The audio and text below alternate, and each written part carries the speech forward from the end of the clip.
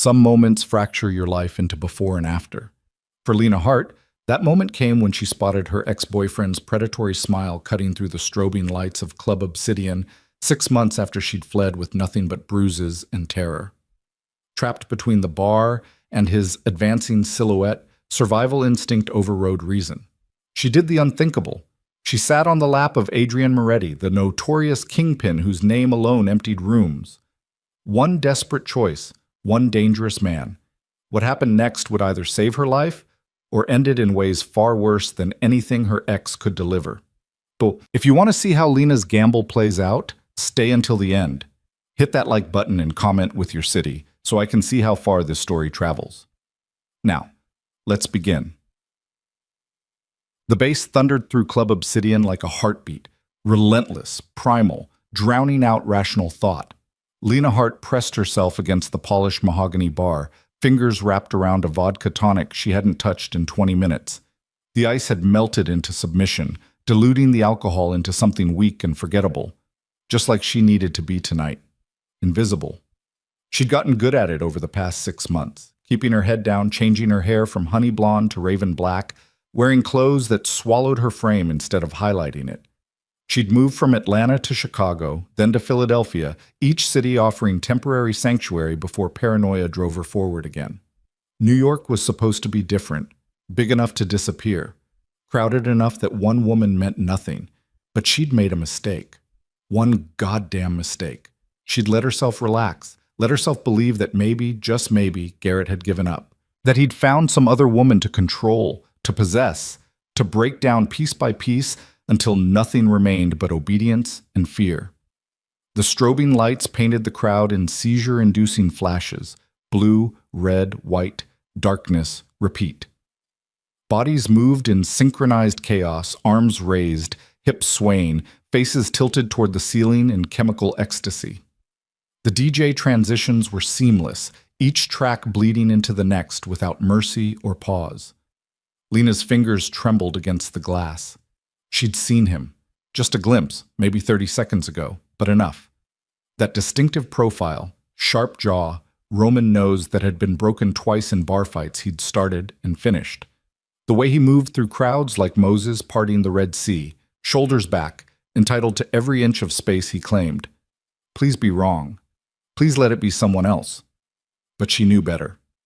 6 months running had sharpened her instincts into something animal and accurate. The back of her neck prickled with the certainty of being hunted. Another drink? The bartender appeared, young and pierced, eyebrow ring catching the light. Lena shook her head. She needed clarity, not courage from a bottle. Her eyes swept the club again, mapping exits like her life depended on it. Front entrance, too crowded, too obvious. Kitchen exit, probably locked from the inside, might trigger alarms. Bathroom window, she'd checked earlier, too small, bars on the outside. Fire exit near the VIP section. Her gaze drifted toward the roped-off area elevated above the main floor. Velvet barriers. Board security with earpieces. And behind them, a world Lena had never belonged to. Expensive suits, designer dresses that cost more than her monthly rent, champagne in buckets that probably ran 4 figures per bottle. The exit sign glowed red beyond them. If she could just... Well.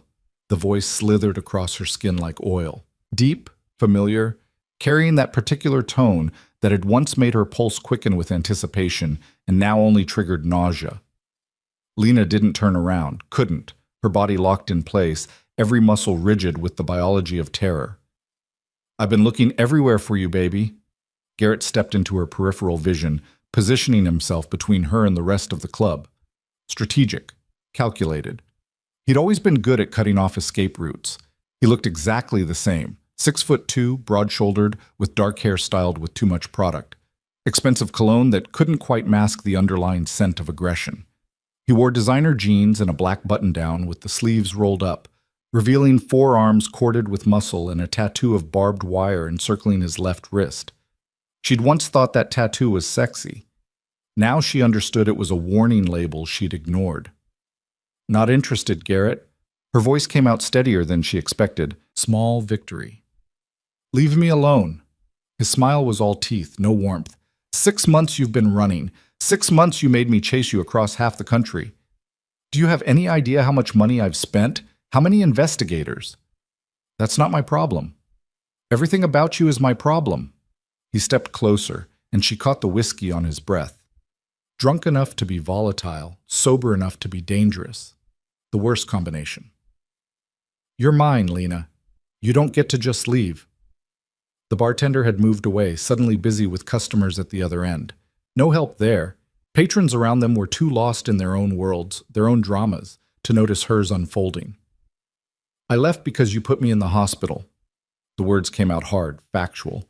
Fractured orbital bone, bruised ribs, concussion. You made me do that. No remorse in his tone, just matter-of-fact certainty. If you hadn't talked back, hadn't disrespected me in front of my friends, I asked you to stop drinking. You embarrassed me. His hand shot out, gripping her wrist with enough pressure to leave marks.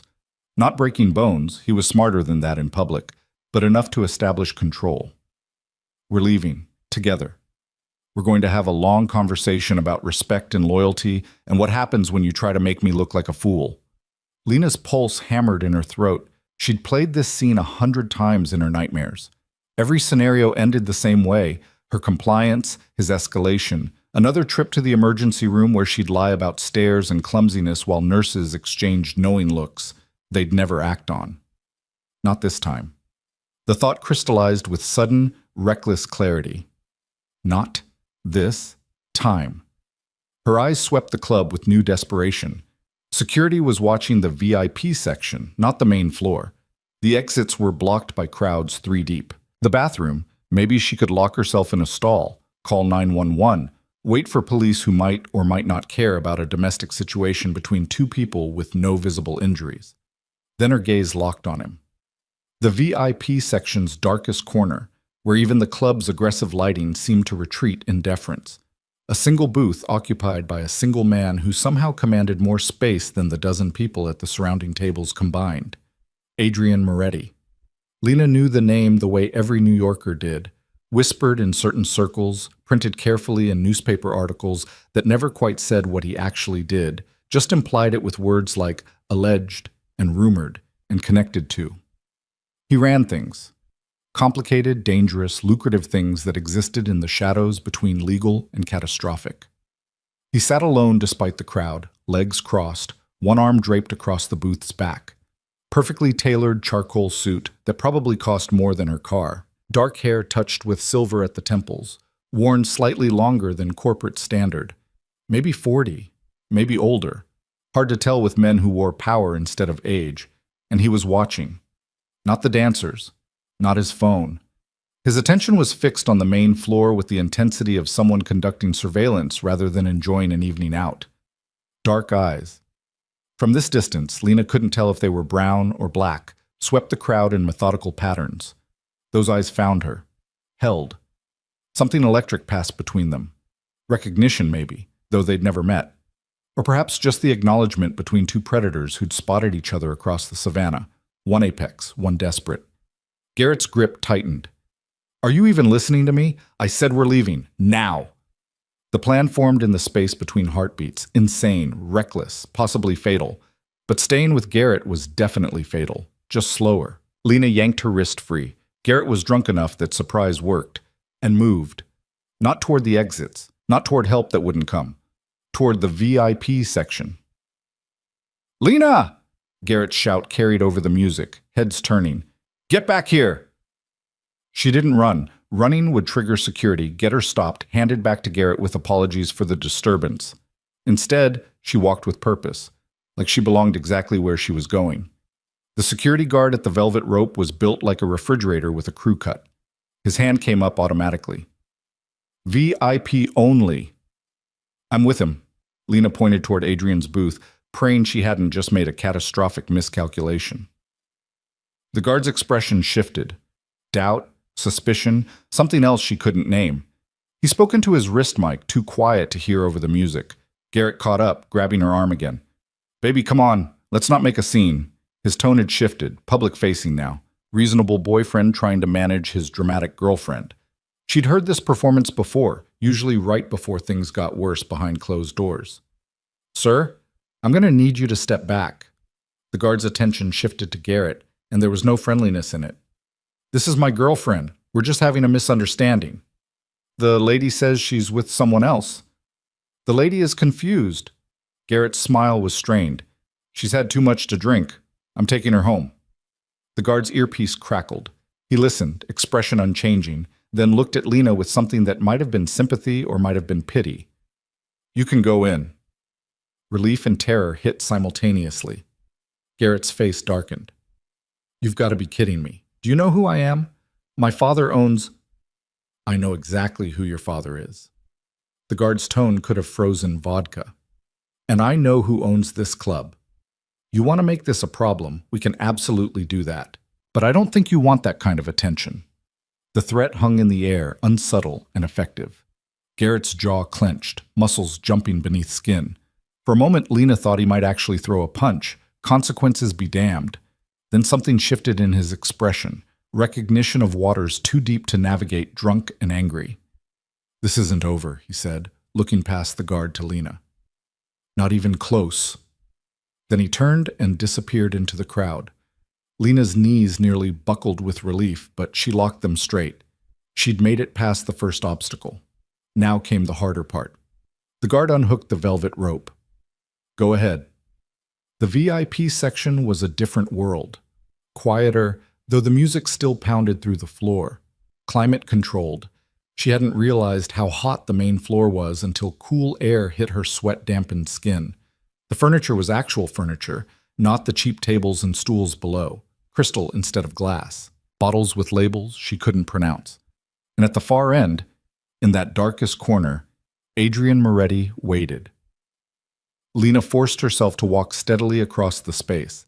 Every eye in VIP tracked her movement, calculating, judging, wondering who she was and what she was doing here. She felt naked under the scrutiny despite being fully clothed. Adrian didn't stand as she approached. Didn't smile or acknowledge her beyond that steady, unwavering gaze that seemed to catalog every detail. Up close, he was older than she'd thought. Mid-40s, maybe, with the kind of face that had earned its lines through decisions rather than laughter. Strong jaw, straight nose, lips pressed into a neutral line that gave nothing away. But his eyes, they were dark brown, almost black in the VIP section's moody lighting, and they were intelligent, dangerously so. This was a man who missed nothing, forgot nothing, and used everything. Lena's courage wavered. What the hell was she doing? Then she remembered Garrett's grip on her wrist. The hospital, the months of running. She sat down. Not beside Adrian on the booth's bench, but on his lap. Bold, presumptuous, the kind of thing that could get her thrown out or worse. His body was solid beneath her, muscle and heat, and he went absolutely still. Not tense, just motionless, like a big cat deciding whether the mouse was food or entertainment. "I need help."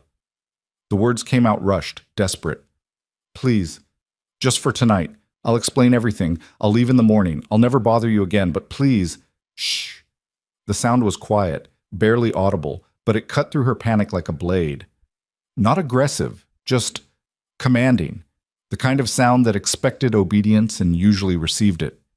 Lena fell silent. Adrian's attention shifted past her, toward the main floor visible through the glass barrier. Following his gaze, she saw Garrett near the bar, phone to his ear, gesturing angrily, making calls. Probably to his father, maybe to friends who owed him favors. "The man who was bothering you." Adrian's voice was deep, textured with an accent she couldn't quite place. East Coast definitely, but refined, educated. "He's the reason you're sitting on my lap pretending we know each other?" It wasn't a question, not really. More like confirmation of facts he'd already assembled. "Yes. No point lying to someone this perceptive. He's my ex. He found me. And you thought I'd be safer than him. I thought you'd be more dangerous than him." The honesty surprised her, but it felt important to be clear. Dangerous enough that he'd back off. Something shifted in Adrian's expression. Not quite a smile, but a recognition of something that might have amused him under different circumstances. Interesting strategy. Climb from the frying pan onto the stove. The stove hasn't sent me to the hospital yet. Yet. He let the word hang between them. Neither promise nor threat, just acknowledgement of possibility. Lena's heart hammered. This was insane. She was sitting on the lap of one of New York's most notorious criminals, asking for protection from an abusive ex-boyfriend, with no plan beyond the next 5 minutes. "What's your name?" Adrian asked. "Lena. Lena Hart." "And your ex?" "Garrett Morrison. His father owns Morrison Construction, big government contracts, union connections, thinks money solves everything." "Richard Morrison's son." Adrian's tone didn't change, but something flickered in his eyes. Not fear. Men like Adrian Moretti didn't fear construction company owners. But calculation. Spoiled, entitled, history of complaints that daddy makes disappear. Sound accurate? Very. "And you were with him because—" The question should have felt invasive, but his tone was genuinely curious, not judgmental. "Because I was 22 and stupid." Lena's throat tightened. "Because he was charming at first. Because by the time I realized what he was, I was too scared to leave. And when I finally did leave, I had to run because staying meant dying. Maybe not today, maybe not tomorrow, but eventually." Adrian studied her with an intensity that made her want to look away. But she held his gaze. Let him see the truth, the fear, the desperation. "You understand what you're asking?" His hand moved, settling on her waist with a possessiveness that was entirely for show, she hoped. "This club is mine. Everyone here knows it. If you stay on my lap, if I let you stay, it sends a message. You become associated with me. That protection comes with complications." "Worse than what I'm running from?" "Different." His thumb moved in small circles against her side, a gesture that could have been comforting or controlling or both. "Garrett Morrison can hurt you in private, in small ways, over time. The people I deal with work faster and permanently. If you're with me, you become a target for anyone who wants leverage. But they'd have to go through you first." "They would." No false modesty, just fact. "And that usually ends poorly for them." Lena swallowed hard. "How long?" "How long what?" "How long would I need to stay? For it to be convincing enough that Garrett backs off permanently?" Adrian's smile was slight, barely there, but it transformed his face from intimidating to something more complex. "You're negotiating the terms of your own protection from someone whose answer could be forever, and you couldn't stop it. That's either very brave or very stupid. Can it be both?" "Usually is." The silence stretched between them, filled with bass and distance conversation and the sound of her own pulse in her ears.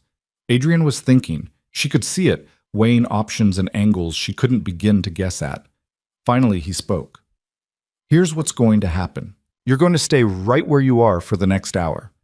We're going to talk, laugh, look like this is exactly where you want to be. Then you're going to leave with me, my car, my driver, very public. Garrett will see it because I'll make sure he sees it. And then? Then you stay at one of my properties. Not with me," he added, reading her expression, "but under my protection. Give it 2 weeks. Garrett will get the message or he won't. If he doesn't, we'll have a conversation he won't enjoy." "What do you get out of this?" The question came out before Lena could stop it. Adrian's expression didn't change, but something shifted in his eyes. Amusement, maybe, or respect for the directness. "Maybe I don't like men who put women in hospitals. Maybe I enjoy irritating Richard Morrison. Maybe I'm just bored and you're interesting. Does the motivation matter if the result is what you need?" "I guess not." "Then we have an agreement." His hand squeezed her waist once, gently. "But understand something, Lena Hart. You sit on my lap, you leave with me, you accept my protection. That makes you mine in the eyes of everyone who matters. Not as property," he clarified, "but as responsibility. I don't take responsibility lightly, and I don't tolerate people who waste my time or lie to me. Are we clear?" The weight of his words settled over her like a contract signed in blood and witnessed by the universe. "Clear." "Good." Adrian shifted slightly, angling them so his back was to the corner and she faced outward. "Now smile like you're having the best night of your life. Garrett's watching." Lena didn't have to fake it entirely. Despite the terror, despite the insanity of her situation, there was something almost exhilarating about sitting here, protected by someone who made dangerous men nervous. She smiled. Adrian's hand moved from her waist to her back, a casual touch that reinforced the image of intimacy. To anyone watching, they looked like exactly what they were pretending to be, a couple familiar with each other's bodies, comfortable in shared space. "Tell me about yourself," Adrian said, voice pitched for her ears only. "The real version, not the running scared version." So she did. Over the next hour, Lena told him about growing up in Ohio, about her mother who'd died when she was 16 and her father who'd remarried someone Lena couldn't stand, about moving to Atlanta for college, majoring in graphic design before money ran out sophomore year, about meeting Garrett at a bar where she waitressed, thinking he was her ticket to stability. "How long were you together?" Adrian asked. 3 years total. The first year was good, or I thought it was good. He was attentive, generous, wanted to spend all his time with me." She laughed bitterly. All the things that seemed romantic were just control in disguise, wanting to know where I was, who I was with, getting jealous if I talked to male customers for too long. I thought it meant he loved me. It meant he owned you. "Yeah." Lena stared at her hands. "The hitting started in year 2, always with an excuse. I'd pushed him, I'd provoked him, I'd made him jealous. Then came the apologies, the gifts, the promises it would never happen again. Classic cycle. I knew it was textbook abuse, but knowing didn't make leaving easier." "What finally made you run?" "He put me in the hospital." The words came flat, empty of emotion, because feeling would mean breaking down, and she'd done enough of that. "Beat me unconscious because I'd gotten a phone call from a male coworker about a project. When I woke up in the ER, I knew if I went back next time I wouldn't wake up. So I waited until he left for work, packed what I could carry, and ran." Adrian listened without interruption, without the platitudes people usually offered. "No, I'm sorry," or "that must have been hard." Oh, just steady attention that somehow felt more supportive than sympathy. "You have family?" he asked. "Friends?" "Dad won't talk to me. Garrett told him I was on drugs, stealing, lying about the abuse. My father believed him, or wanted to believe him. Easier than admitting he liked Garrett better than his own daughter. Friends?" She shrugged. "Garrett isolated me from most of them. The ones who stuck around got scared when I told them I was leaving. Scared of getting involved, scared of Garrett's family, scared of retaliation. Can't really blame them." "I can." Adrian's tone was mild, but underneath it was steel. "Loyalty matters. People who abandon you when you need them most don't deserve to be called friends." Lena glanced at him, surprised by the vehemence. "You sound like you have experience with that." "Everyone does, eventually." He signaled a waiter who appeared instantly. "Champagne." "The Cristal." "I don't need—" "It's not for you to drink." Adrian's slight smile returned. "It's for the image. Expensive champagne, beautiful woman, relaxed conversation. We're selling a story. Might as well use good props." The champagne arrived in minutes, presented with the kind of ceremony usually reserved for royalty. The waiter poured 2 glasses, the bubbles catching light like liquid diamonds. Adrian handed her one. "To new arrangements."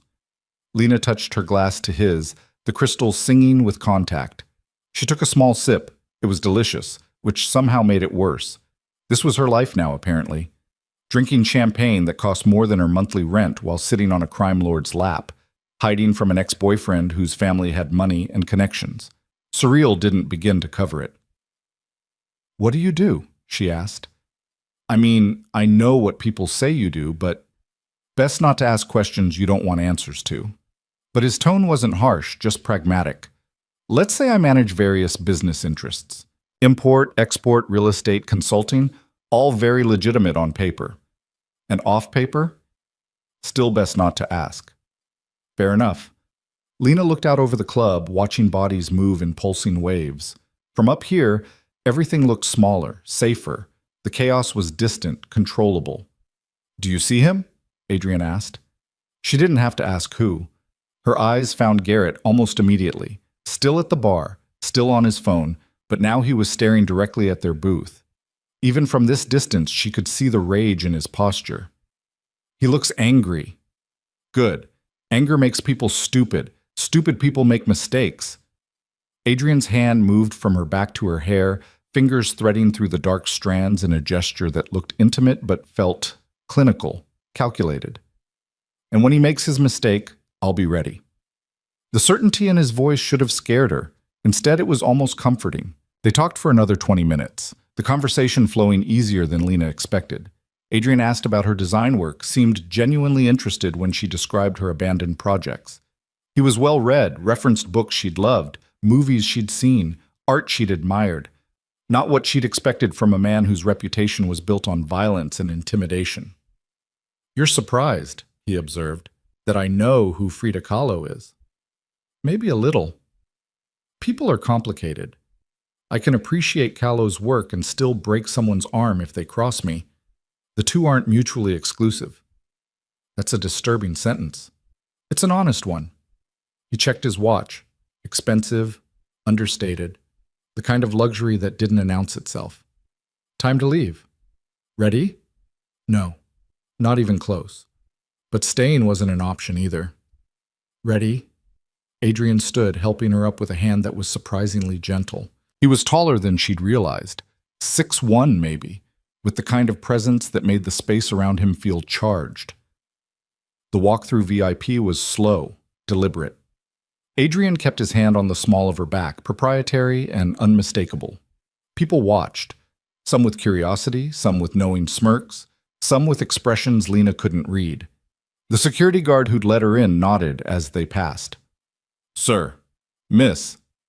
Down the stairs to the main floor, the music crashed over them like a wave. Adrian navigated through the crowd effortlessly, people parting without him asking. The kind of deference that came from reputation, not request. Lena caught glimpses of Garrett tracking their movement, phone still pressed to his ear, making more calls, planning something. "Ignore him," Adrian said, voice low enough only she could hear. Eyes forward.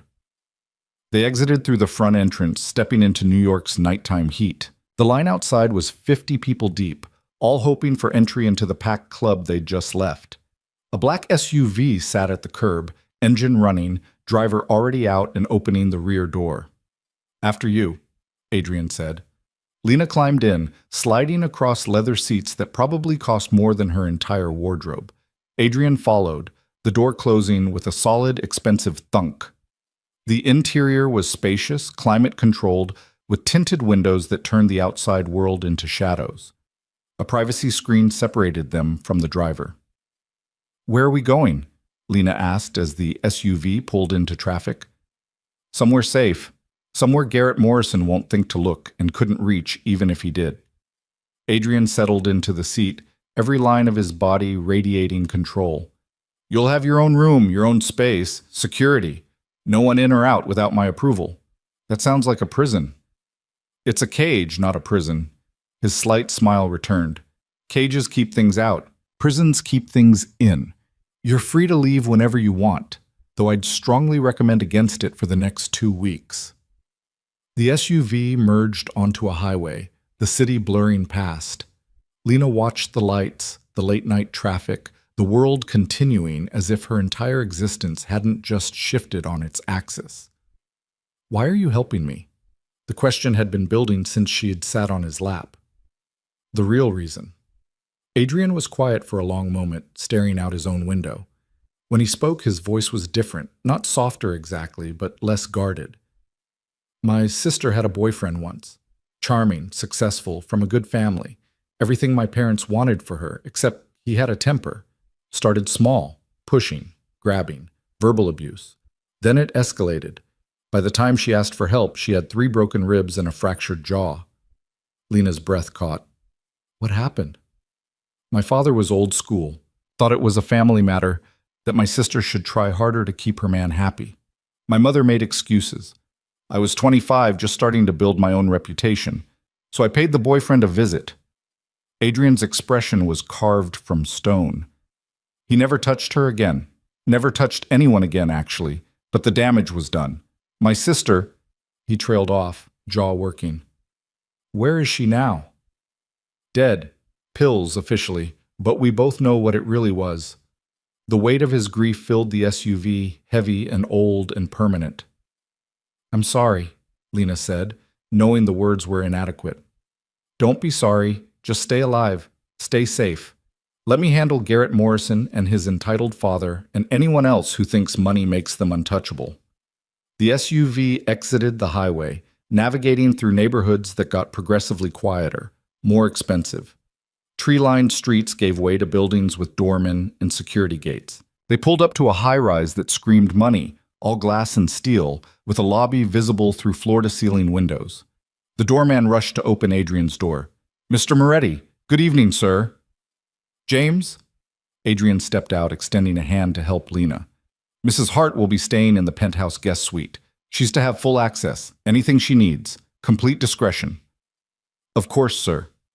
James's expression revealed nothing. Not curiosity, not judgment, just professional acknowledgement. They rode the elevator in silence, rising through floors marked with single letters instead of numbers. The doors opened directly into a penthouse that took Lena's breath away. Floor-to-ceiling windows overlooked Manhattan, the city spreading out like a carpet of lights. Modern furniture that somehow managed to be both stylish and comfortable. Art on the walls that might have been original Rothkos and Pollocks. "The guest suite is through here."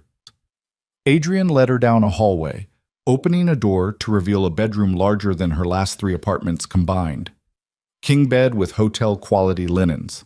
Ensuite bathroom with a tub that could fit 3 people. A walk-in closet, currently empty, but waiting. "I'll have clothes sent over tomorrow," Adrian said.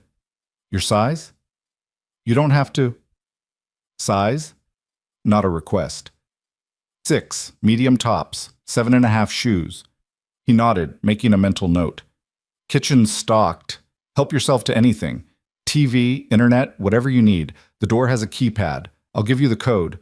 Only you, me, and James have it." "What about, if Garrett somehow finds this place, he won't get past the lobby. James's former Secret Service. The building has more security than most government facilities. You're safe here." Lena sank onto the bed, the mattress yielding like a cloud. "I don't know how to thank you." "Don't thank me yet. We have 2 weeks to see if Garrett gets smart or gets stupid." "My money's on stupid." Adrian moved toward the door, then paused. "One rule, you don't leave without telling me. Not to the corner store, not to meet a friend, nowhere. Your safety depends on predictability. Understand?" "Understood." "Good. Get some rest. Tomorrow we'll discuss next steps." He left, the door closing with a soft click. Alone for the first time in hours, Lena let herself feel it, the fear, the relief, the absolute insanity of her new situation. She was in a penthouse owned by a criminal, under the protection of a man whose very name made people nervous, hiding from an ex-boyfriend who would absolutely not take this lying down. But she was also safe. For the first time in 6 months, she could breathe without looking over her shoulder. Lena stood, walking to the window. Manhattan glittered below, millions of lives intersecting and diverging in patterns too complex to track. Somewhere out there, Garrett was planning, calling his father, pulling strings. Let him plan. She jumped from the frying pan onto the stove, just like Adrian said. But maybe, just maybe, she'd finally found somewhere hot enough to forge her into something stronger than what she'd been. Something Garrett Morrison couldn't break. The night stretched ahead, full of uncertainty and possibility in equal measure. Lena Hart had made her choice. Now she'd live with the consequences, whatever they turned out to be. Tomorrow would bring new challenges. But tonight, she was safe. And for now, that was enough. Morning arrived with sunlight streaming through floor-to-ceiling windows, painting the guest suite in shades of gold. Lena woke disoriented, momentarily forgetting where she was until the events of the previous night crashed back with startling clarity. The club, Garrett, Adrian Moretti's lap and his calculated offer of protection. She'd slept in her clothes, too exhausted and overwhelmed to do anything but collapse onto the bed. Now, in daylight, the reality of her situation felt both more real and more surreal.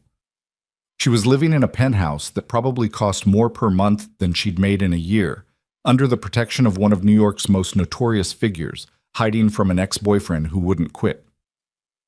The bedside clock read 9:15, later than she'd slept in months. Lena showered in the marble bathroom, using products that smelled expensive and felt like silk on her skin. Her reflection in the mirror looked different somehow, still scared, still running, but maybe a fraction less defeated. She dressed in yesterday's clothes, wishing she had something clean. The penthouse was quiet when she emerged. Sunlight flooded the open-concept living space, highlighting art that definitely belonged in museums and furniture that belonged in design magazines. The kitchen gleamed with stainless steel and granite, everything top of the line and barely used. She found coffee, real beans, expensive brand, and figured out the machine after a few minutes of experimentation. The first sip was heaven, rich and strong and exactly what she needed. "Good morning." Lena nearly dropped her mug. Adrian stood in the hallway entrance, dressed in charcoal slacks and a white dress shirt with the sleeves rolled to his forearms, reading glasses perched on his nose, and he held what looked like a newspaper, actual paper, not a tablet. "I didn't hear you come in," she said. "I didn't leave. My bedroom's on the other side of the penthouse." He folded the newspaper, removing his glasses. "You slept well?" "Better than I have in months, actually." "Good." He moved to the coffee machine, pouring his own cup with the ease of routine. "We need to talk about the immediate future. How much Garrett knows, what resources he has access to, what his likely next moves are." Lena settled onto one of the bar stools at the kitchen island. "He knows I was in New York as of last night. He probably has people watching my old apartment, though I gave that up 3 weeks ago when I couldn't make rent." "Where were you staying?" "Shelter in Queens, women's shelter, no men allowed, security at the door. I felt safe there, but I couldn't stay forever. Was looking for work, saving money, planning my next move when..." She gestured vaguely. "Last night happened."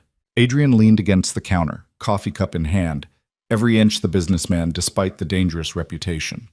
"Garrett's father, Richard Morrison. Tell me about their relationship." "Toxic. Richard's a bully who raised a bully. Everything's about the Morrison name, Morrison legacy, Morrison power. Garrett's his only son, 2 younger sisters, who basically don't exist as far as Richard's concerned. All the pressure, all the expectations, all focused on Garrett, who crumbles under pressure by controlling what he can. You." "Exactly." Lena wrapped both hands around her mug, seeking warmth despite the temperature-controlled apartment. "Richard knows about the abuse. Has to. He's paid off cops, paid medical bills, made complaints disappear, but he sees it as Garrett being a man, taking charge of his household. Old-school misogyny dressed up as traditional values. Money makes people think they're immune to consequences. Does it?" The question came out sharper than intended. "Seems to work pretty well for people like you, too." Adrian's expression didn't change, but something flickered in his eyes. Respect, maybe, for the directness. "Fair point. Difference is, I know exactly what I am and don't pretend otherwise. Richard Morrison thinks his construction empire and political connections make him respectable. They don't. They just make him rich." A phone buzzed. Adrian pulled it from his pocket, glanced at the screen, and his jaw tightened fractionally. "Problem?" Lena asked. "Information." He tapped out a quick response, then pocketed the phone. "Garrett filed a missing persons report this morning. Claims you're mentally unstable, possibly a danger to yourself, that he's worried for your safety." Rage flared hot in Lena's chest. "Of course he did. It's the perfect play. Now if anyone sees me, they'll call him thinking they're helping. And if I try to get help from police, they'll have his report on file painting me as crazy. It won't work." "How can you be so sure?" "Because I'm going to make a call of my own." Adrian pulled out his phone again, this time actually dialing. "Yes, Detective Reeves, please tell him it's Adrian Moretti regarding the Morrison missing person report. I'll wait." He put the phone on speaker, setting it on the counter between them. A male voice came through moments later, cautious and professional. "Mr. Moretti, what can I do for you?" "The missing person report filed this morning by Garrett Morrison, regarding Lena Hart." "I'm familiar with it." "You can close it. Miss Hart is safe, of her own free will, and wishes no contact with Mr. Morrison due to his documented history of domestic violence." Silence on the other end. Then carefully, "Does Ms. Hart wish to file charges?"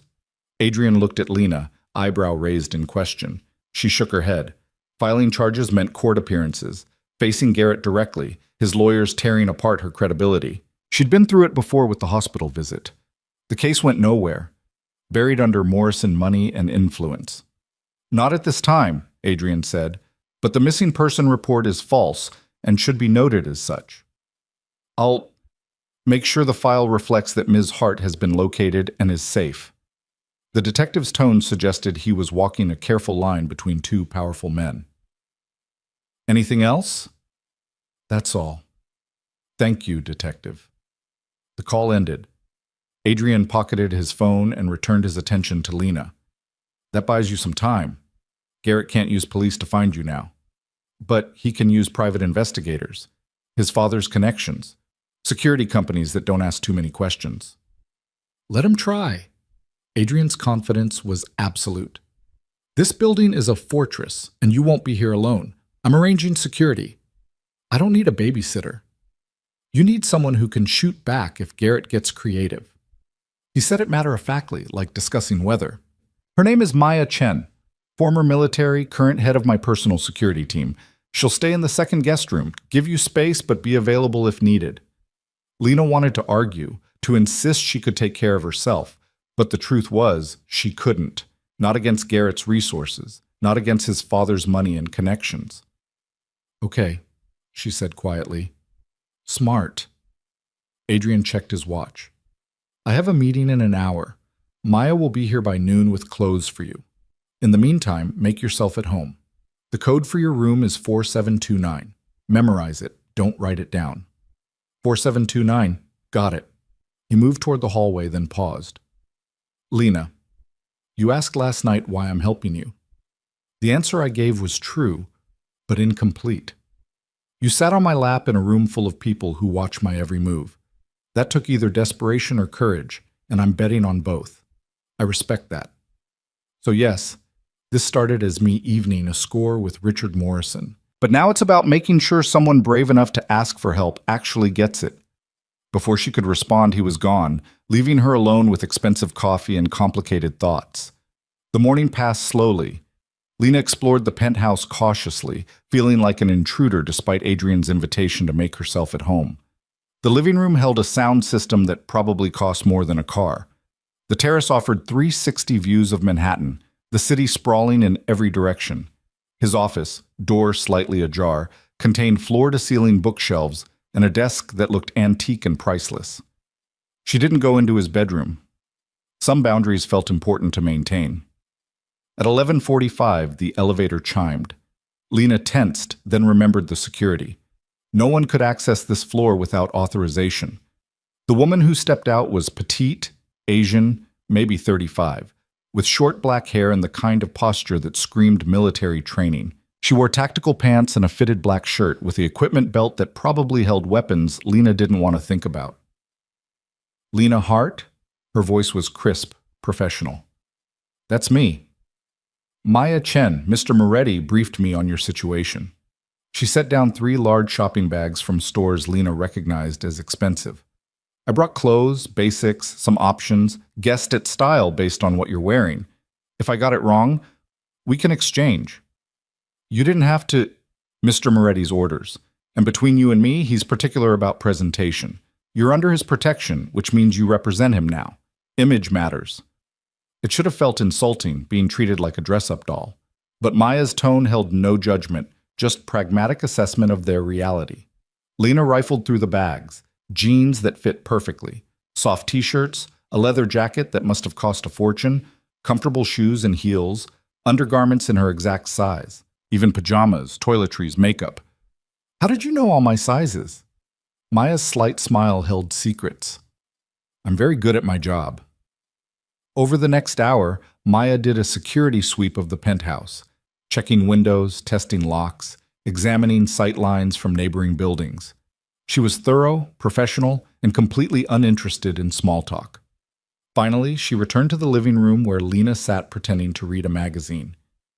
Building security is solid. Windows are bulletproof glass. Only 3 access points to this floor: elevator, fire stairs, and roof access. All monitored, all controlled. You're safe here. What about when I leave? Do you need to leave? I can't stay locked in here forever. Maya settled into a chair, relaxed but alert. Mr. Moretti's instructions were clear. You don't leave without advance notice and security escort. That means me or one of his other team members. No exceptions. That sounds like prison. It sounds like staying alive. Maya's expression softened fractionally. I read your file. I know what Garrett Morrison did to you. I also know what men like him do when they feel humiliated. Last night, you embarrassed him publicly, choosing Mr. Moretti over him. That's not something his ego will tolerate. So what? I just hide here indefinitely? You hide here for 2 weeks while Mr. Moretti handles the situation. Then we reassess. Maybe Morrison backs off. Maybe he doesn't. But either way, you'll have options you don't have now. Lena hated the logic because it was sound. What exactly does handling the situation mean? Best not to ask questions you don't want answers to. The same thing Adrian had said. Lena was starting to understand this world operated on willful ignorance. Don't ask. Don't tell. Don't think too hard about the methods as long as the results kept you safe. Her phone buzzed. She'd turned it off last night, forgotten about it until now. 15 missed calls from Garrett, 37 text messages, a voicemail box she was afraid to check. Don't respond, Maya said, noticing her expression. In fact, give me the phone. What? No, it's my phone. It's also a tracking device. Garrett knows your number, probably has software on it from when you were together. As long as it's on, he can find you. Reluctantly, Lena handed it over. Maya removed the battery, pocketed both pieces separately. We'll get you a new phone, new number, only give it to people you absolutely trust. I don't have people I absolutely trust. You have Mr. Moretti. You have me. Start there. The afternoon dissolved into strange domesticity. Maya made lunch, surprisingly good pasta with vegetables, while Lena changed into new clothes that fit like they'd been custom-made. They ate in companionable silence, two women from completely different worlds sharing a table because violence had brought them together. Can I ask you something? Lena ventured. Depends on the question. How did you end up working for Adrian? Maya considered, fork pausing halfway to her mouth. I was Army, military police. Did 2 tours, came home with PTSD and a general discharge that wasn't quite honorable. Couldn't get hired anywhere legitimate because of the discharge. Couldn't go back to civilian life because I didn't know how to function without structure and mission. I was about 3 days from homeless when Mr. Moretti found me. Found you how? I broke into his warehouse looking for something to steal and sell. Got about 10 feet inside before his guys grabbed me. Should have killed me or turned me over to cops. Instead, Mr. Moretti interviewed me personally, asked about my background, my skills, why I was stealing, then he offered me a job. Just like that? Just like that. Said he respected military service, that my discharge was bullshit politics, and that people deserve second chances if they were willing to work for them. 5 years later, I run his security team. Make good money, have purpose, have people who depend on me. He gave me my life back. Lena heard the loyalty in Maya's voice, absolute and unwavering. You'd do anything for him. Within reason, yes. But here's the thing about Mr. Moretti. He doesn't ask for anything. He's specific, clear about expectations, and doesn't ask his people to compromise themselves. I've never had to do something that violated my personal code while working for him. That's rare in this business. What exactly is this business? Maya's smile was slight. Best not to ask questions I don't want answers to. Yeah, I'm getting that. They cleaned up together, falling into an easy rhythm. Maya was good company, quiet but not cold, professional but not distant, the kind of person you'd want watching your back. Evening came with city lights flickering to life across Manhattan. Adrian returned at 7, loosening his tie as he entered, looking tired in a way that suggested mental rather than physical exhaustion. How was the meeting? Maya asked. Productive? Morrison Sr. reached out through intermediaries, wants to negotiate. Lena's stomach dropped. Negotiate what? Adrian poured himself whiskey from a crystal decanter. Return of his son's property. His words, not mine. I declined the negotiation. What did you say? That Ms. Hart is under my protection by her choice, that she's not property, and that if Garrett Morrison comes within 100 yards of her, I'll consider it a personal insult requiring a personal response. He took a slow sip. Richard didn't like that answer. What's he going to do? Posture, make threats, try to leverage political connections. He'll discover rather quickly that my connections run deeper and darker than his. Then he'll either back off or escalate. My money's on escalation. Ego and stupidity usually go together. Maya stood, sensing dismissal. I'll be in my room if you need me. After she left, silence settled over the penthouse. Adrian moved to the windows, staring out at his city with the expression of someone who owned it in ways the deed couldn't capture. You look worried, Lena said quietly. I'm calculating. Different thing. He didn't turn around. Richard Morrison is connected. Unions, construction, city contracts. He has leverage in legitimate circles I generally avoid. If he pushes hard enough, causes enough noise, it could complicate my operations. So you're regretting helping me? No.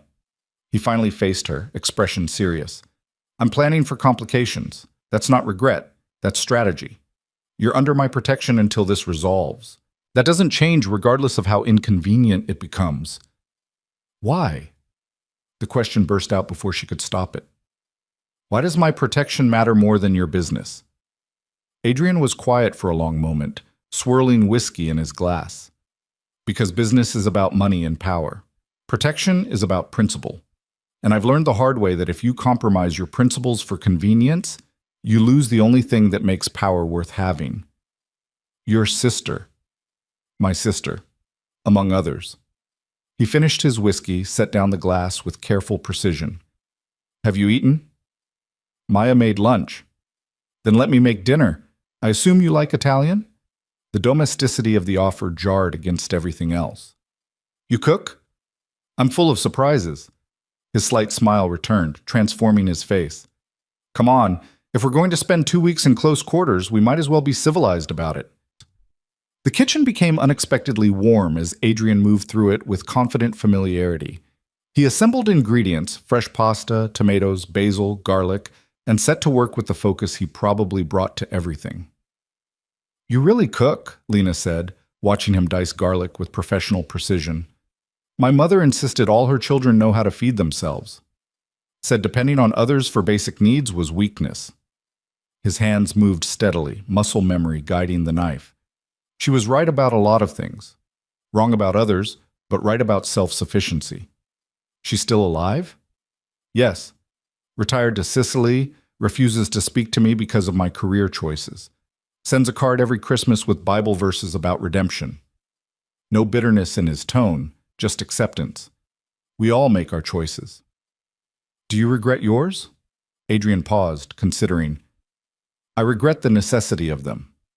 I don't regret the execution. This world, my world, has rules. Harsh ones, but clear. You keep your word, protect your people, punish betrayal, reward loyalty. It's simpler than the legitimate world where people smile while stabbing you in the back. That's a cynical view. It's an experienced one. He started the sauce, olive oil shimmering in a heated pan. You've met Garrett Morrison. Respectable family, legitimate business, all the right connections. And he beat you unconscious. Tell me which world is more honest, mine where violence is acknowledged, or his where it's hidden behind closed doors and polite smiles. Lena had no answer to that. They ate at the dining table, Adrian serving pasta that rivaled anything she'd had in restaurants. The conversation flowed easier than it should have between a crime lord and the woman he was protecting.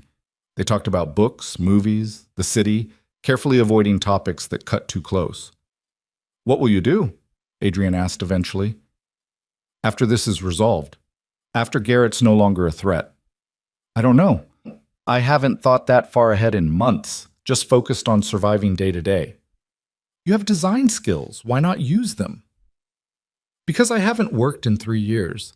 My portfolio is outdated, my references are from a life I can't go back to, and my work history has a giant gap I can't explain without admitting I was running from an abusive ex. So lie. Say you were traveling, freelancing, taking care of a sick relative. The world doesn't need your truth, Lena. It just needs a story it can accept. The pragmatism was almost shocking. You make it sound easy. It is easy. The hard part is deciding what you want to build once you're free. The mechanics of getting there are just details. Lena pushed pasta around her plate. What if I don't know what I want? Then you have 2 weeks to figure it out. After dinner, Adrian retreated to his office with paperwork and phone calls that Lena definitely shouldn't overhear. She found herself on the terrace, Manhattan stretching endlessly, millions of lights representing millions of lives. Somewhere out there, Garrett was planning, calling his father, leveraging connections, refusing to accept that she'd slipped through his fingers. The thought should have terrified her. Instead, standing on Adrian Moretti's terrace with the city spread beneath her like a promise, Lena felt something unexpected. Hope. She'd spent 6 months running, hiding, surviving. Maybe it was time to start living, to figure out not just how to escape Garrett, but who she wanted to be in a world where he no longer controlled her. The night air was warm, carrying sounds of traffic and distant sirens. Tomorrow would bring new complications, new dangers. But tonight, for the first time in longer than she could remember, Lena Hart felt like herself again. Scared, yes. Uncertain, absolutely. But alive. And that was more than she'd had yesterday. The next 5 days passed in a strange rhythm that Lena couldn't quite classify as normal, but had started to feel like routine. Mornings began with coffee and silence, Adrian already awake and working before she emerged from her room. Maya appeared like clockwork at 8, running security checks and providing quiet companionship that Lena had started to appreciate more than she'd expected. Evenings meant dinner, sometimes takeout, sometimes Adrian cooking with that focused intensity he brought to everything, and conversations that ranged from superficial to surprisingly deep.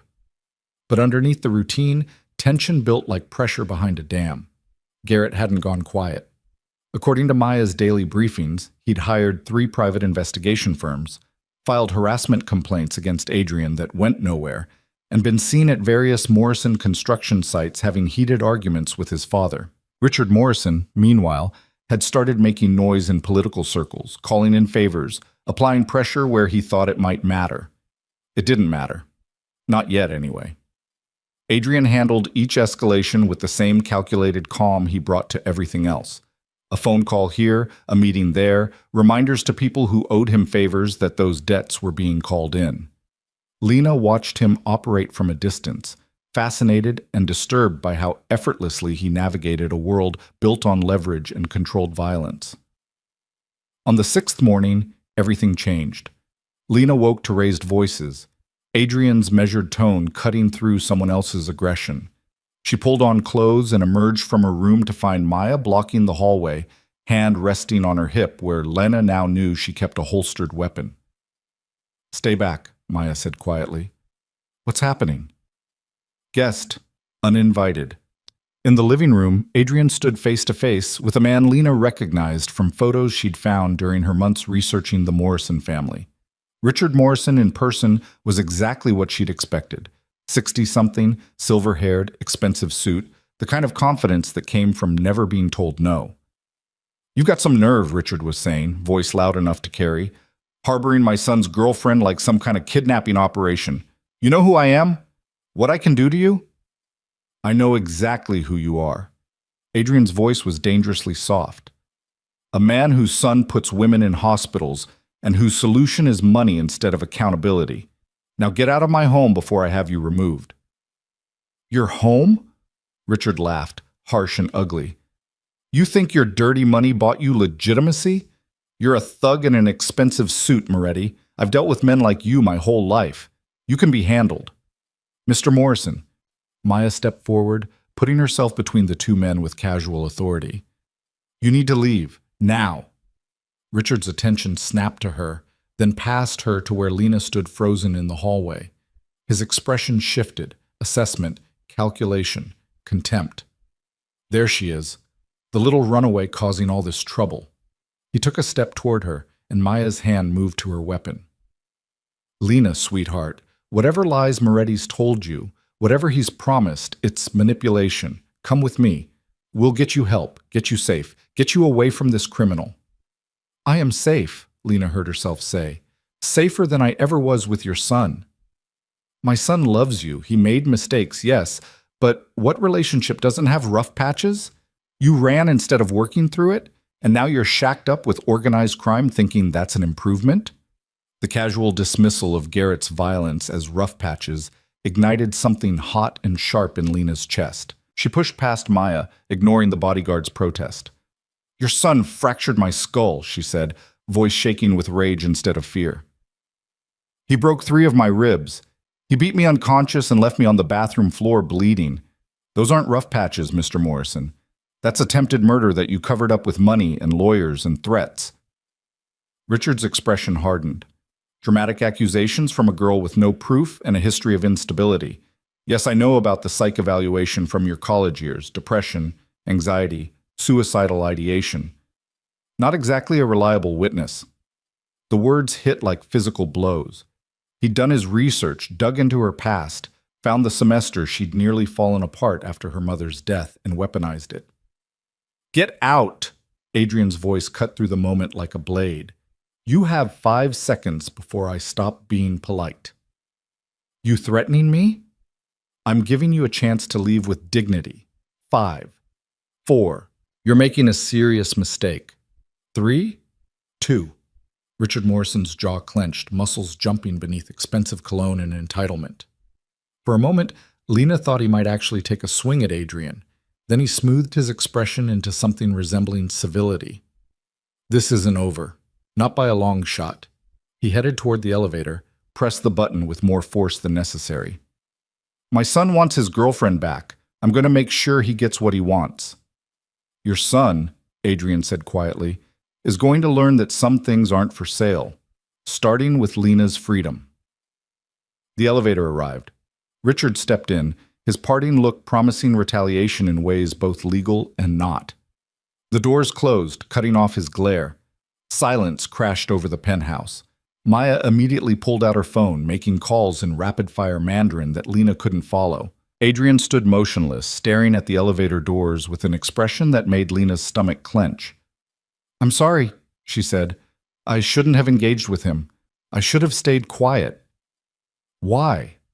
Adrian turned to her, and his expression wasn't angry. It was something more complicated, respect, maybe. You told him the truth. Made him face what his son actually is instead of the fantasy he's constructed. That took courage. It also escalated things. Things were always going to escalate. Richard Morrison doesn't negotiate. He dominates. Now we know exactly what we're dealing with. He pulled out his own phone, scrolling through contacts. Maya, increase security. I want eyes on every entrance, cameras checked hourly, and a rotation schedule that ensures someone's always alert.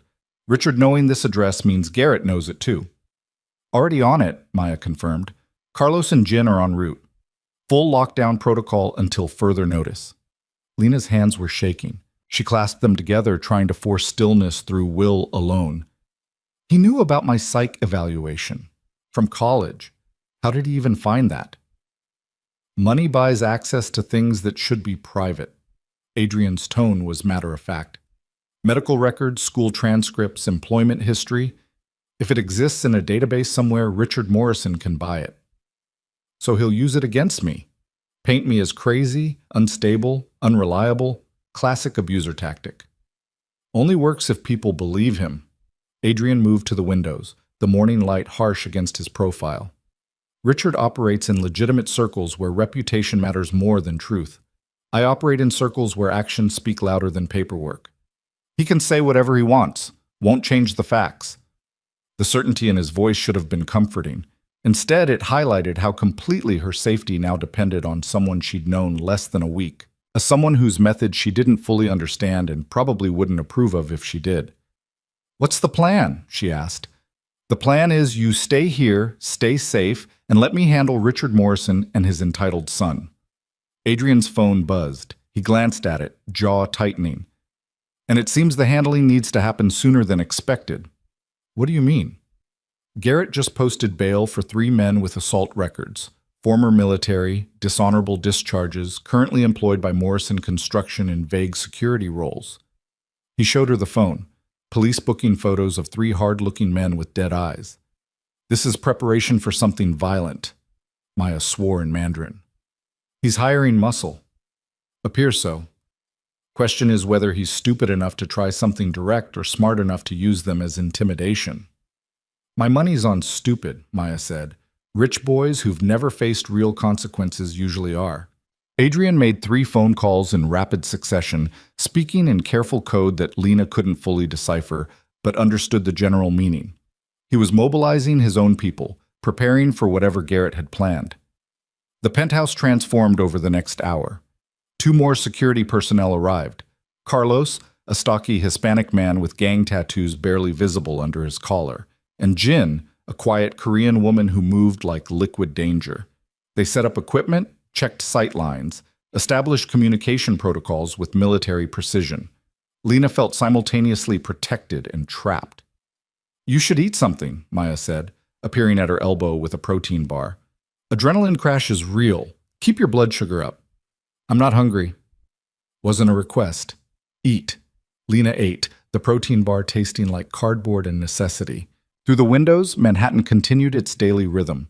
Millions of people going about their lives unaware that in this penthouse, lines were being drawn for a confrontation that could turn violent at any moment.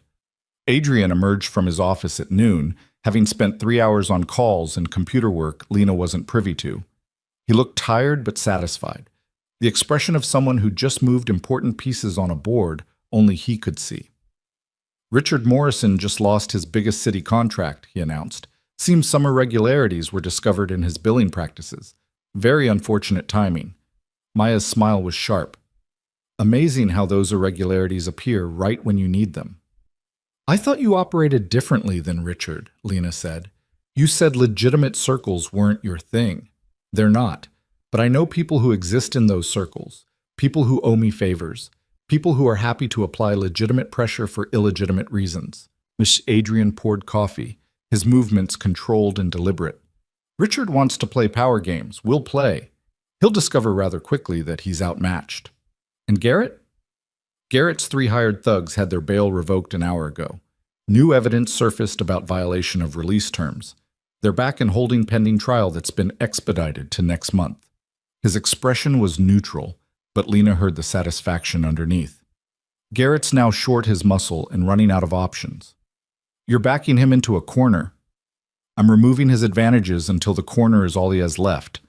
Then we'll see if he's smart enough to accept defeat or stupid enough to do something desperate." The afternoon crawled past with the weight of waiting. Carlos and Jin maintained security perimeters. Maya ran drills, checking response times and communication. Adrian worked from his office, managing both the legitimate businesses that funded his lifestyle and the illegitimate ones that built his power. Lena felt useless. She tried to read but couldn't focus. Attempted to sketch designs on a tablet Maya had provided, but creativity died under stress. Eventually, she ended up on the terrace despite Maya's disapproval, staring at the city and wondering how her life had become a chess match between criminals and abusers. "Penny for your thoughts."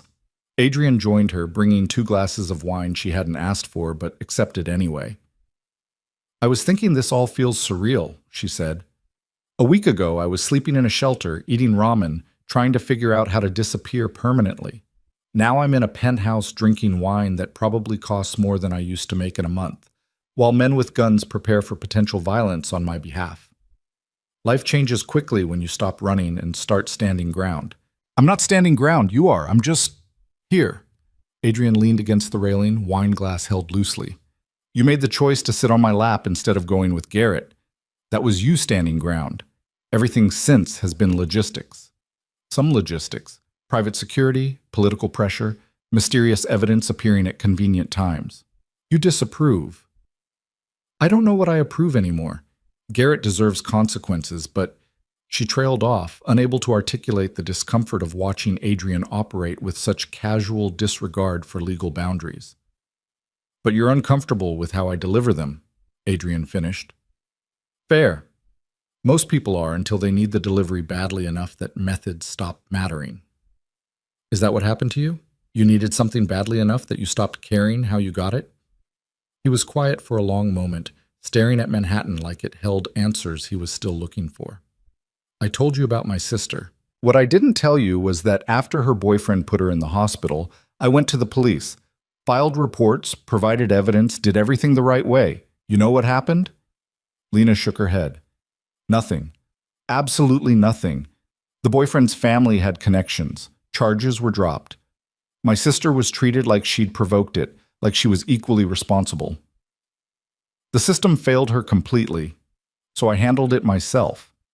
And when I saw how much more effective that was than trusting institutions designed to protect the wealthy and powerful instead of the vulnerable, I stopped playing by rules that were rigged against people like my sister."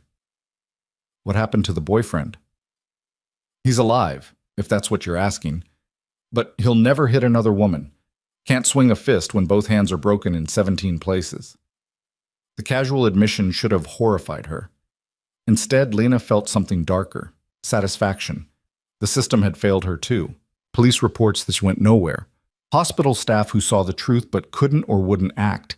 A justice system that favored Morrison money over her fractured bones. I should be disturbed by that, she said quietly. Should be and aren't the same thing. They stood in comfortable silence, drinking expensive wine, while the sun tracked west, painting the city in shades of amber and gold.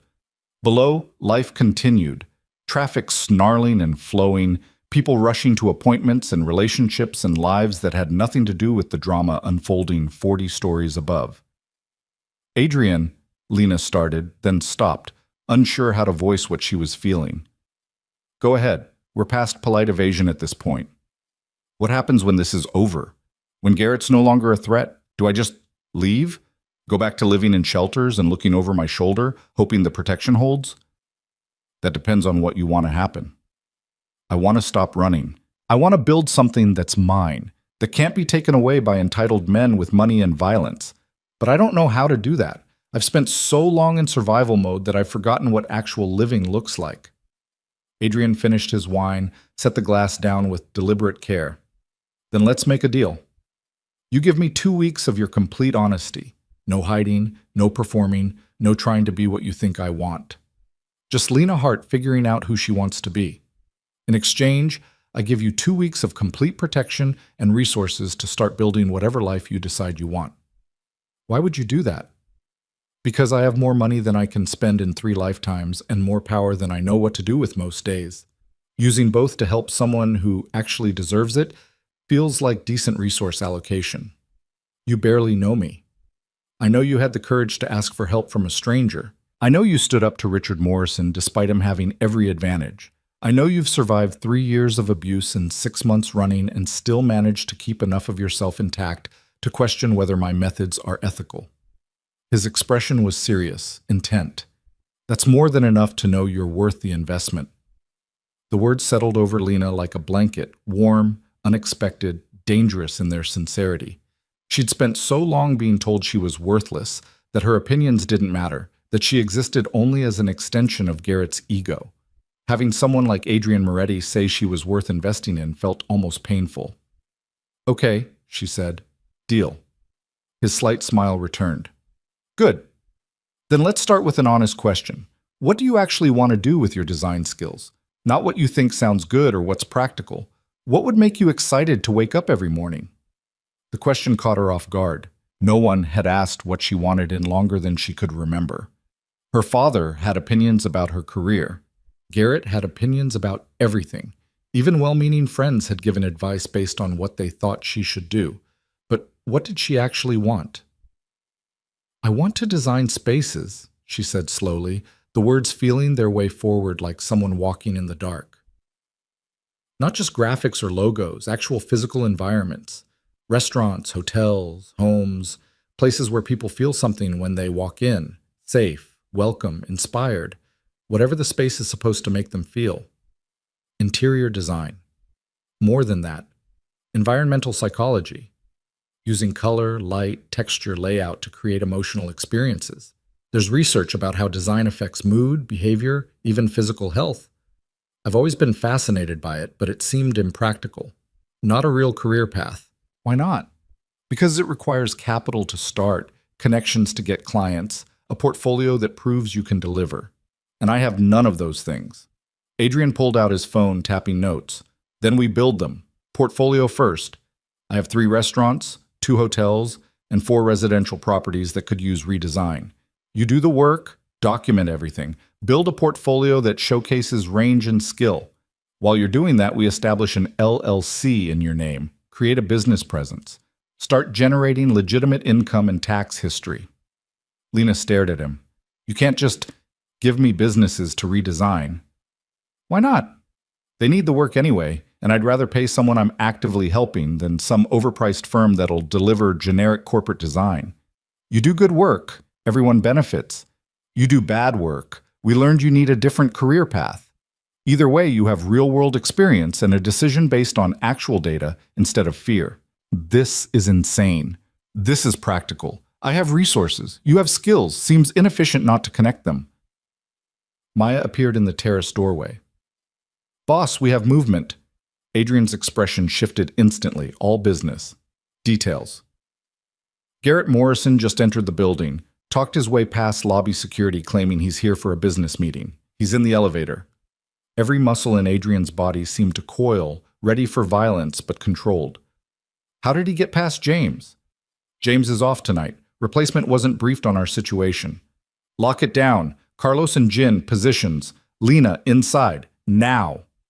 They moved as one, Lena following Adrian into the penthouse, while Maya coordinated security with rapid-fire commands into her earpiece. The elevator chimed its approach, floor numbers climbing with inevitable momentum. Adrian positioned himself between the elevator and Lena, his body language shifting into something predatory and dangerous. This wasn't the man who cooked pasta or discussed design philosophy. This was the person whose name made hardened criminals nervous. The elevator doors opened. Garrett Morrison stepped out, and Lena's breath caught.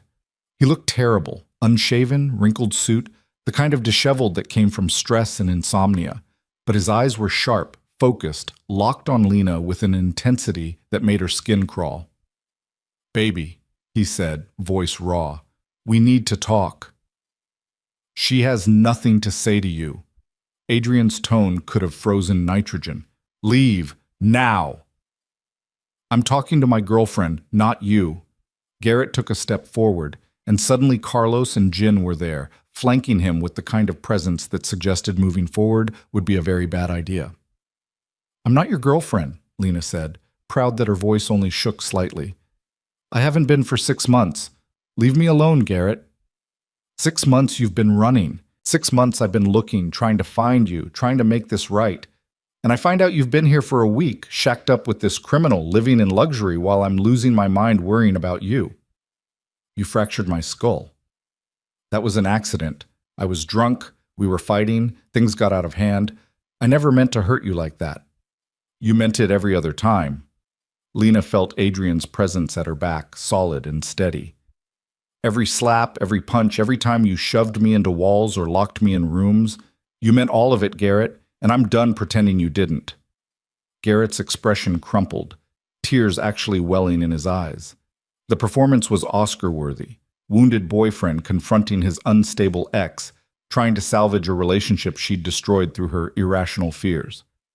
"Lena, please. I love you. I made mistakes, terrible mistakes, but I'm getting help. Therapy, anger management, everything you asked for. Just come home. We can work through this together." "No." "You'd rather be here? With him?" Garrett's attention snapped to Adrian, and the tears evaporated, replaced by pure hatred.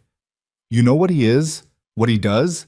He's a criminal, Lena. He kills people, runs drugs, runs guns, runs every illegal operation in this city.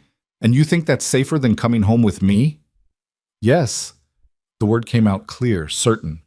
"I'd rather be protected by someone who's honest about what he is than abused by someone who pretends to be something he's not." The blow landed. Garrett actually flinched, his carefully constructed victim narrative cracking under the weight of her rejection. "This is his influence," he said, voice rising.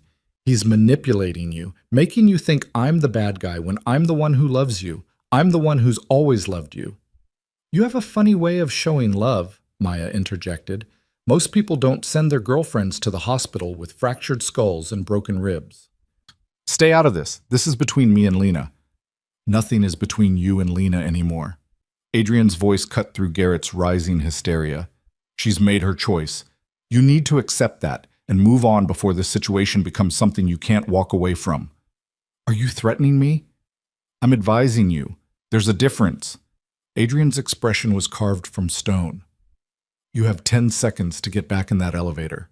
After that, my security will escort you out in a manner you won't enjoy." Garrett's hands clenched into fists.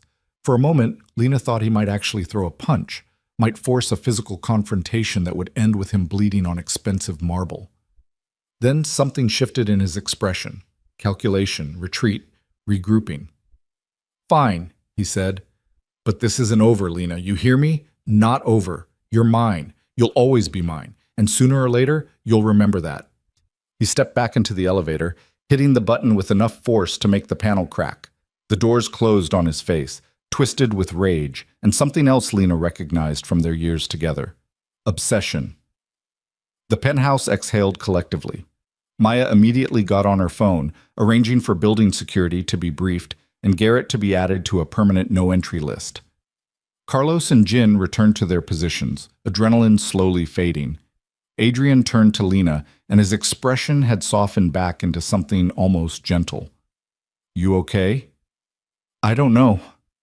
Her hands were shaking again. He looked obsessed, yeah. Adrian guided her to the couch, sat beside her. "That's more dangerous than angry. Angry burns out. Obsession builds. What do we do?" "What I should have done from the beginning. We end this. Permanently." The weight of those words hung in the air like a promise and a threat combined. Lena met Adrian's eyes, saw the determination there, the absolute certainty that Garrett Morrison's reign of terror was about to come to a very final end. And despite everything she'd been raised to believe about violence and justice and the right way to handle conflict, all she felt was relief. The relief didn't last. It transformed into something heavier as the reality of Adrian's words settled over the penthouse. Ending things permanently could mean many things, and Lana wasn't naive enough to believe they were all legal or bloodless. "What does that mean exactly?" she asked. "Ending this permanently." Adrian stood, moving to the windows with that restless energy she'd started to recognize as his planning mode. "It means we remove Garrett's ability to threaten you, not physically," he added, reading her expression. "I'm not planning to kill him, if that's what you're thinking, but there are other ways to neutralize someone." "I'm listening." "Garrett's power comes from 3 sources: his father's money, his father's connections, and the fear those create in people who might otherwise stand against him. We've already started dismantling the first 2. Richard lost his biggest city contract this morning. By tomorrow, 3 more will have discovered irregularities that require immediate investigation. His political connections are being reminded that association with Morrison Construction might become inconvenient. Maya joined them, tablet in hand. We've also compiled a comprehensive file on Garrett. Every complaint that was buried, every payoff Richard made to make problems disappear, medical records from 3 different women he sent to hospitals over the past 7 years. It's damning. 3 different women? Lena's stomach turned. "I wasn't the first." "You weren't even the second," Maya said gently. "The first was in college. Fractured collarbone, broken nose. Her family accepted a settlement with an NDA. The second was 2 years before you. Concussion, dislocated shoulder, also settled with Morrison money and legal threats." The knowledge hit like a physical blow. Garrett had done this before, multiple times, and gotten away with it because Richard Morrison's money made inconvenient truths disappear. "Where did you get this information?" Lena asked. "Hospital records are supposed to be private," Maya said with a slight smile, "but everything digital can be accessed if you know the right people. And Mr. Moretti knows all the right people." Adrian turned from the window. "Here's what's going to happen. Tomorrow night, Richard Morrison is hosting a charity gala at the plaza. Big event, important donors, city officials, media coverage. He uses it every year to reinforce his image as a philanthropic pillar of the community. And we're going to ruin it," Lena guessed. "We're going to give him a choice. Either he publicly distances himself from Garrett, cuts him off financially, and ensures his son gets the professional help he desperately needs, or we release the file. Every buried complaint, every payoff, every woman his son brutalized while Richard covered it up. Let the media and the district attorney's office decide what happens next. That's blackmail. That's leverage. And before you object on moral grounds, remember that every day Richard enables Garrett is another day some other woman might end up in a hospital, or worse." Adrian's expression was serious. "I'm not doing this just for you anymore, Lena. I'm doing it for the next woman Garrett targets when his obsession with you finally burns out." The logic was sound, even if the methods made her uncomfortable. "And if Richard refuses? If he calls your bluff?" "It's not a bluff. We release the file, let the consequences play out. Richard Morrison might survive the scandal. His business might even recover eventually. But Garrett won't. Not with a paper trail that detailed and that damning. He'll face actual charges from a DA's office that can't ignore evidence that public. Maya pulled up images on her tablet, photos of the plaza's layout, security positions, guest list. The gala starts at 7. VIP arrivals begin at 6:30. Mr. Moretti received an invitation months ago as a major donor. You'll attend as his guest. Me? Lena's pulse quickened. Why do I need to be there? Because Richard needs to see you, Adrian said. Needs to see that you're not broken, not hiding, not the traumatized victim he's probably imagining. You show up looking confident, successful, protected. It reinforces that his son lost and we won. That kind of public defeat hits men like Richard harder than threats. I don't have anything to wear to a plaza gala.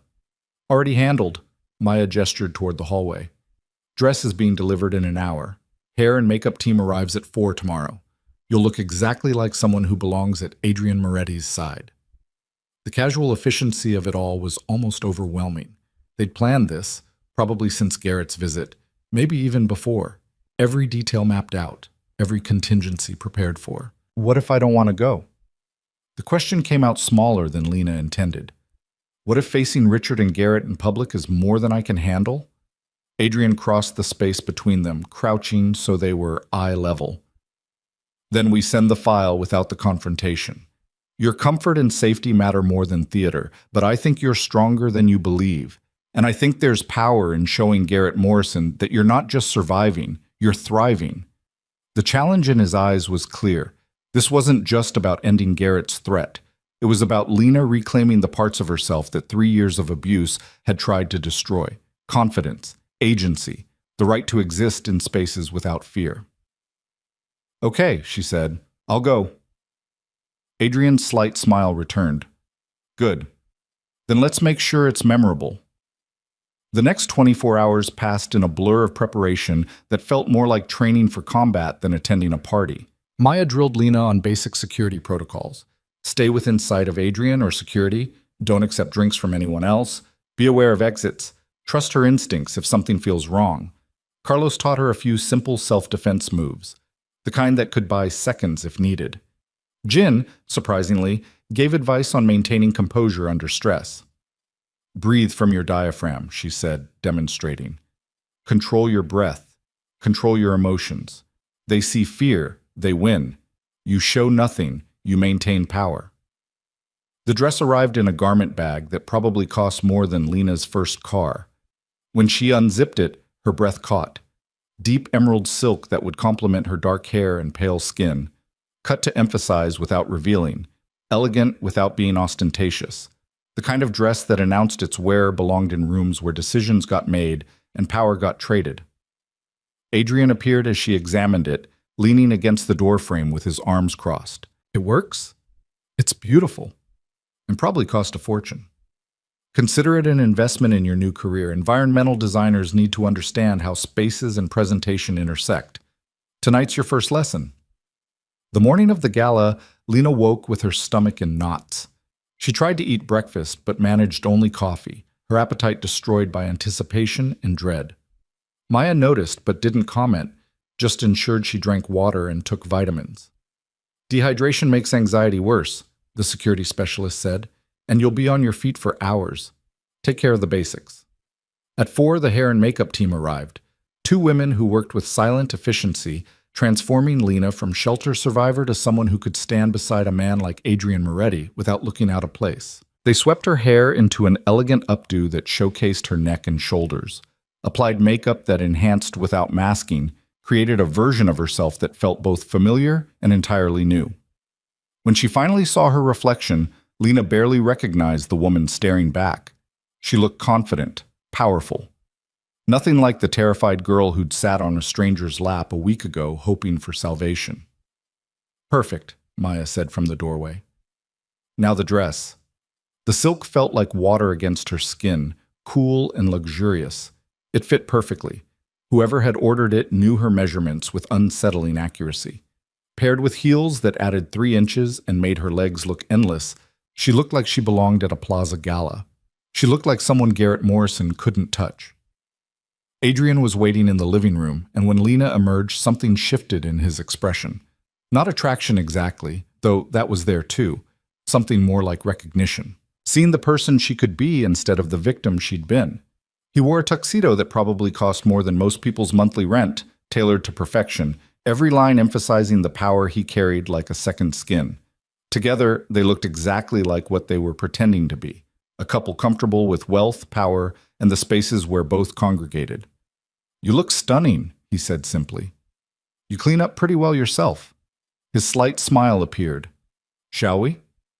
The ride to the plaza was quiet, tension building with every block. Maya sat in the front with the driver, earpiece active, coordinating with security already positioned at the venue. Carlos and Jin followed in a second vehicle, backup if needed. "Nervous?" Adrian asked. "Terrified," Lena admitted. "What if I freeze? What if I see Garrett and just break?" "Then we leave. Simple as that." He took her hand, the gesture surprising in its gentleness. "But I don't think you'll freeze. I think you'll remember every time he made you feel small and use that to stand taller." Spite can be very motivating. Despite herself, Lena laughed. "That's terrible advice." "It's honest advice. And it works." The plaza rose before them, all historic elegance and modern luxury combined. The entrance was a river of expensive cars and expensive people, photographers capturing arrivals, security checking invitations with polite efficiency. This was Richard Morrison's world, legitimacy and influence dressed up as charity and community service. They stepped out of the car into camera flashes and curious stares. Adrian offered his arm, and Lena took it, letting his steady presence anchor her as they navigated through the entrance. Inside, the grand ballroom glittered with crystal chandeliers and candlelight, round tables dressed in white and gold, a stage set for speeches and performances that would reinforce Richard Morrison's carefully crafted image. The man himself stood near the entrance, greeting guests with the practiced charm of someone who'd spent a lifetime in these circles. He wore a tuxedo that screamed custom tailoring and old money, his silver hair perfect, his smile revealing nothing of the pressure Adrian had been applying to his business and reputation. When he saw them, his smile didn't falter, not even a flicker. But his eyes went hard, calculating the damage their presence might cause to his carefully orchestrated evening. "Mr. Moretti," Richard said, extending a hand that Adrian shook with cool civility. "I'm surprised to see you here."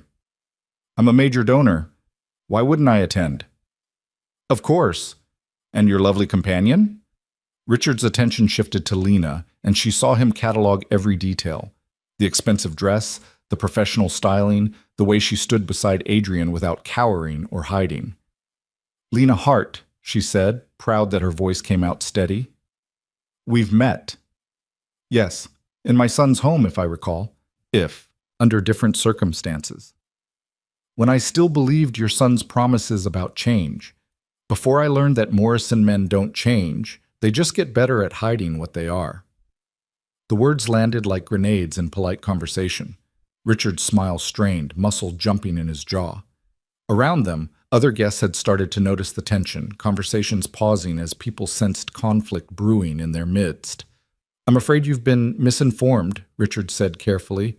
"My son is a serial abuser you've enabled for years by burying complaints with money and threats." Adrian's voice was quiet but carried. "But we're not here to air family dysfunction. We're here for charity.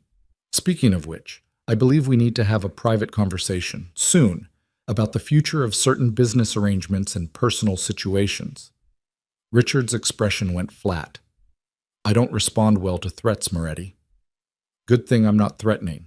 I'm offering an opportunity to handle matters discreetly before they become unavoidably public." Adrian produced a business card, offered it with a slight smile that promised nothing good. "My private number. Call within 48 hours. Or don't. Your choice what happens next." He guided Lena away before Richard could respond, moving deeper into the ballroom with the confidence of someone who owned whatever space he occupied. Behind them, Richard Morrison stood frozen, the business card in his hand like a grenade with an uncertain timer. "That went better than expected," Adrian murmured. "Better? You basically threatened him in front of donors and city officials." "I made an offer. Quiet conversation or public scandal. He's smart enough to understand the subtext.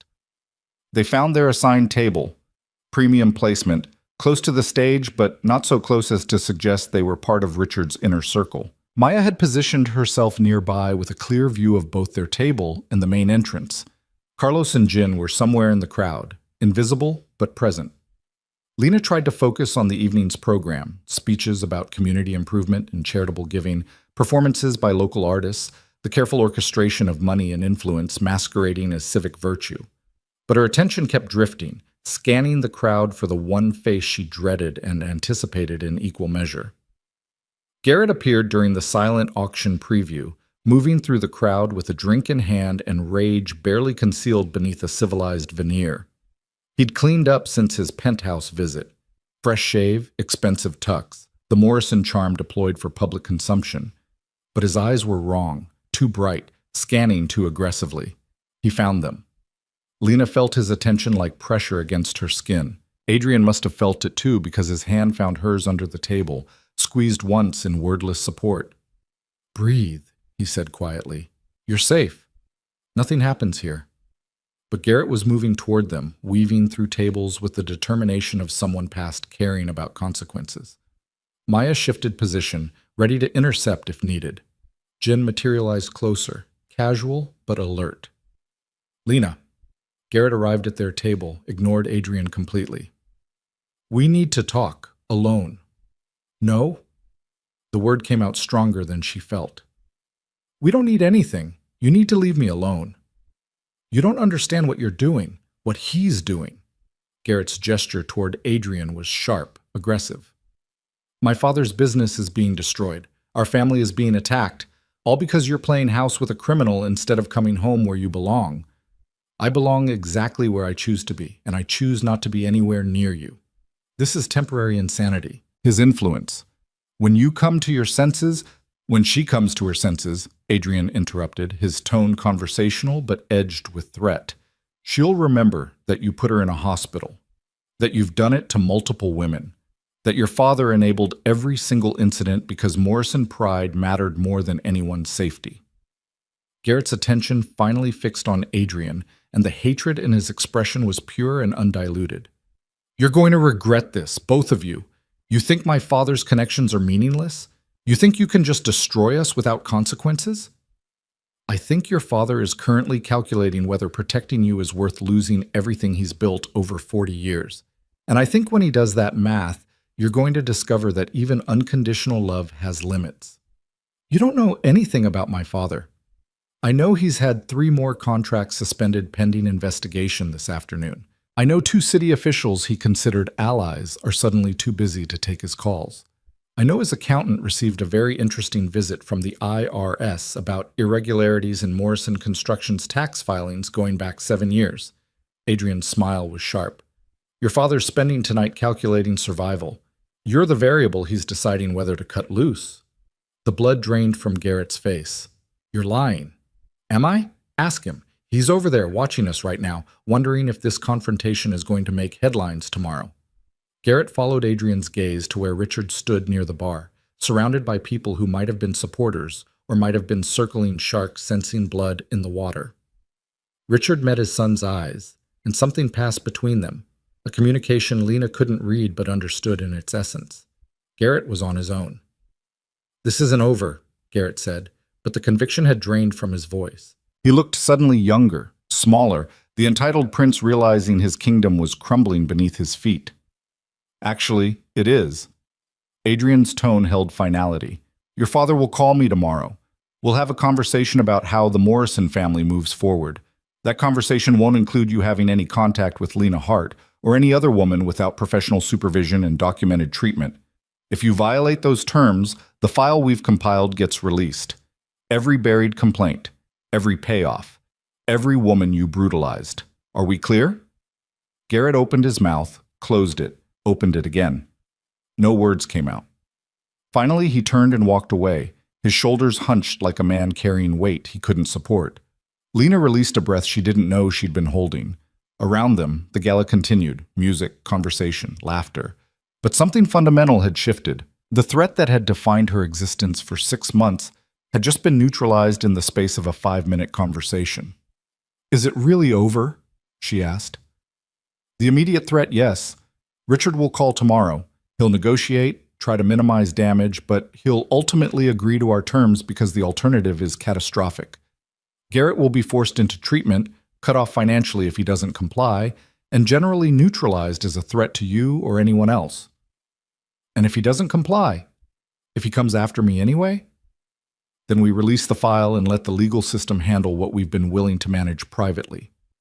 Adrian's expression was serious. But men like Garrett are fundamentally cowards.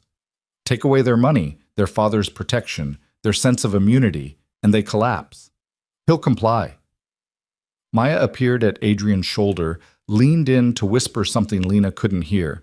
Adrian nodded, stood, and offered Lena his hand. Time to make our exit. We've accomplished what we came for. Staying longer is unnecessary risk. They moved through the crowd toward the entrance, heads turning to track their departure. Richard Morrison watched from across the ballroom, his expression unreadable, but his posture suggesting a man who'd just lost a negotiation he couldn't afford to lose. Outside, the night air was cool after the ballroom's heat. Their car waited, Maya already coordinating their departure with efficient precision. That was incredible, Lena said as they pulled away from the plaza. Terrifying and incredible. You were incredible, standing up to both Morrison men in their own territory. That took real courage. I didn't feel courageous. I felt like I was about to throw up the entire time. Courage isn't the absence of fear. It's acting despite it. You did that tonight. Adrian's hand found hers again. Proud of you. The simple words hit harder than expected. When had anyone last said they were proud of her? Not for making them happy or being compliant, but for being brave. The drive back to the penthouse passed in comfortable silence. Adrenaline slowly drained from Lena's system, leaving exhaustion in its wake. She kicked off her heels, curled into the leather seat, and let herself feel safe for the first time since this whole nightmare began. Back at the penthouse, Maya did a security sweep while Carlos and Jin took up positions for the night shift.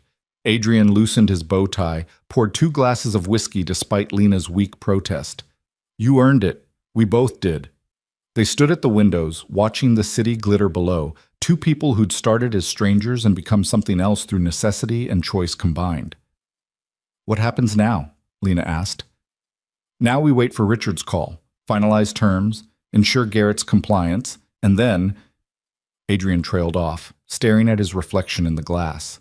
And then I leave, Lena finished. Back to my life. Whatever that looks like. Or you stay. The words hung in the air between them, heavy with implication. Stay as what? Your project? Your charity case?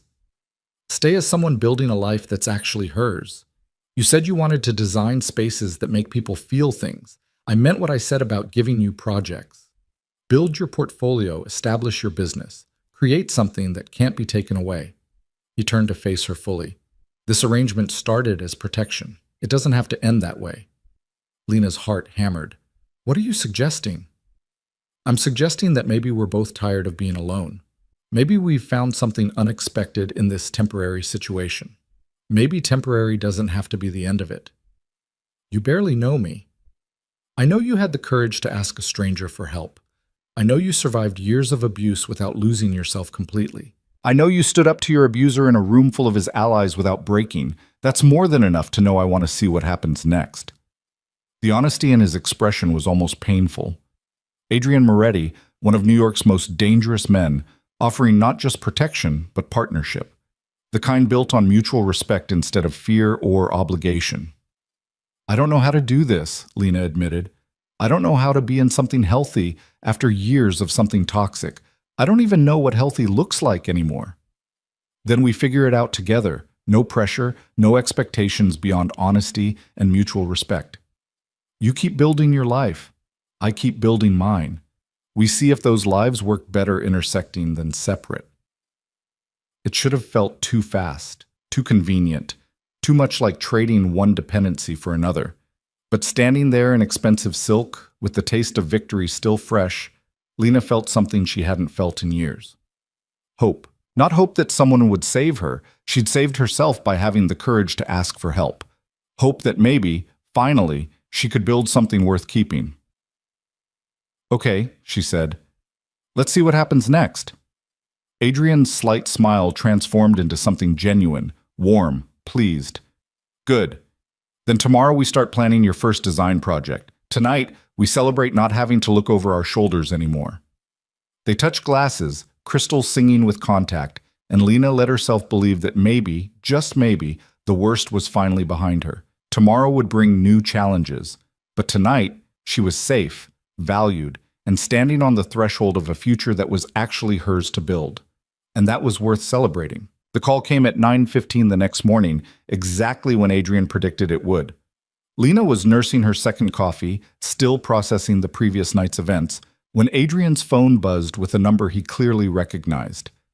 He glanced at the screen, met her eyes across the kitchen island, and answered with cool professionalism. "Richard, I expected to hear from you." Lena couldn't hear the other side of the conversation, but she watched Adrian's expression remain neutral as Richard Morrison presumably laid out his position, his demands, his attempts at negotiation. Adrian listened without interrupting, occasionally making notes on a pad he'd pulled from his pocket. "I understand your concerns," Adrian said finally, "but you're operating under a misapprehension. This isn't a negotiation. I'm presenting you with a choice. Either Garrett enters a residential treatment program for anger management and substance abuse, remains under psychiatric supervision for a minimum of 2 years with documented progress, and has zero contact with Lena Hart or any other woman without therapeutic oversight, or the file gets released to the media and the district attorney simultaneously. Those are your options." A pause. Richard was clearly objecting, threatening, trying to reassert control. "Your connections won't help you here," Adrian continued, his tone matter-of-fact.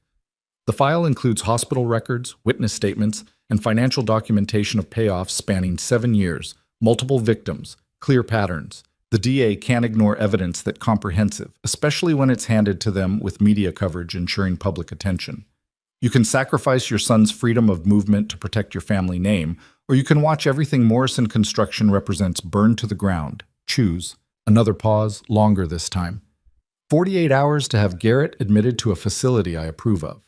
Full transparency on his treatment, monthly progress reports. If he violates any terms, leaves treatment early, contacts Lena, shows any indication he's not taking this seriously, the file releases automatically. And Richard? Adrian's voice dropped into something colder. "If anything happens to Lena Hart that looks even remotely suspicious, I won't bother with files or legal proceedings. We'll handle it my way. Are we absolutely clear?" Whatever Richard said in response, it must have been agreement because Adrian's expression relaxed fractionally. "Good. You'll receive facility recommendations by noon. I expect confirmation of Garrett's admission by end of day Wednesday. After that, we never need to speak again unless your son proves too stupid to follow simple rules." He ended the call without waiting for a response. Lena released a breath she hadn't realized she'd been holding. Is it really done? Garrett will be in a locked psychiatric facility in Connecticut by Wednesday night. Court-mandated treatment as part of a plea deal Richard's lawyers are frantically arranging to avoid trial on assault charges.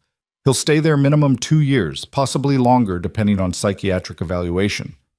How did you arrange court-mandated treatment when charges were never filed?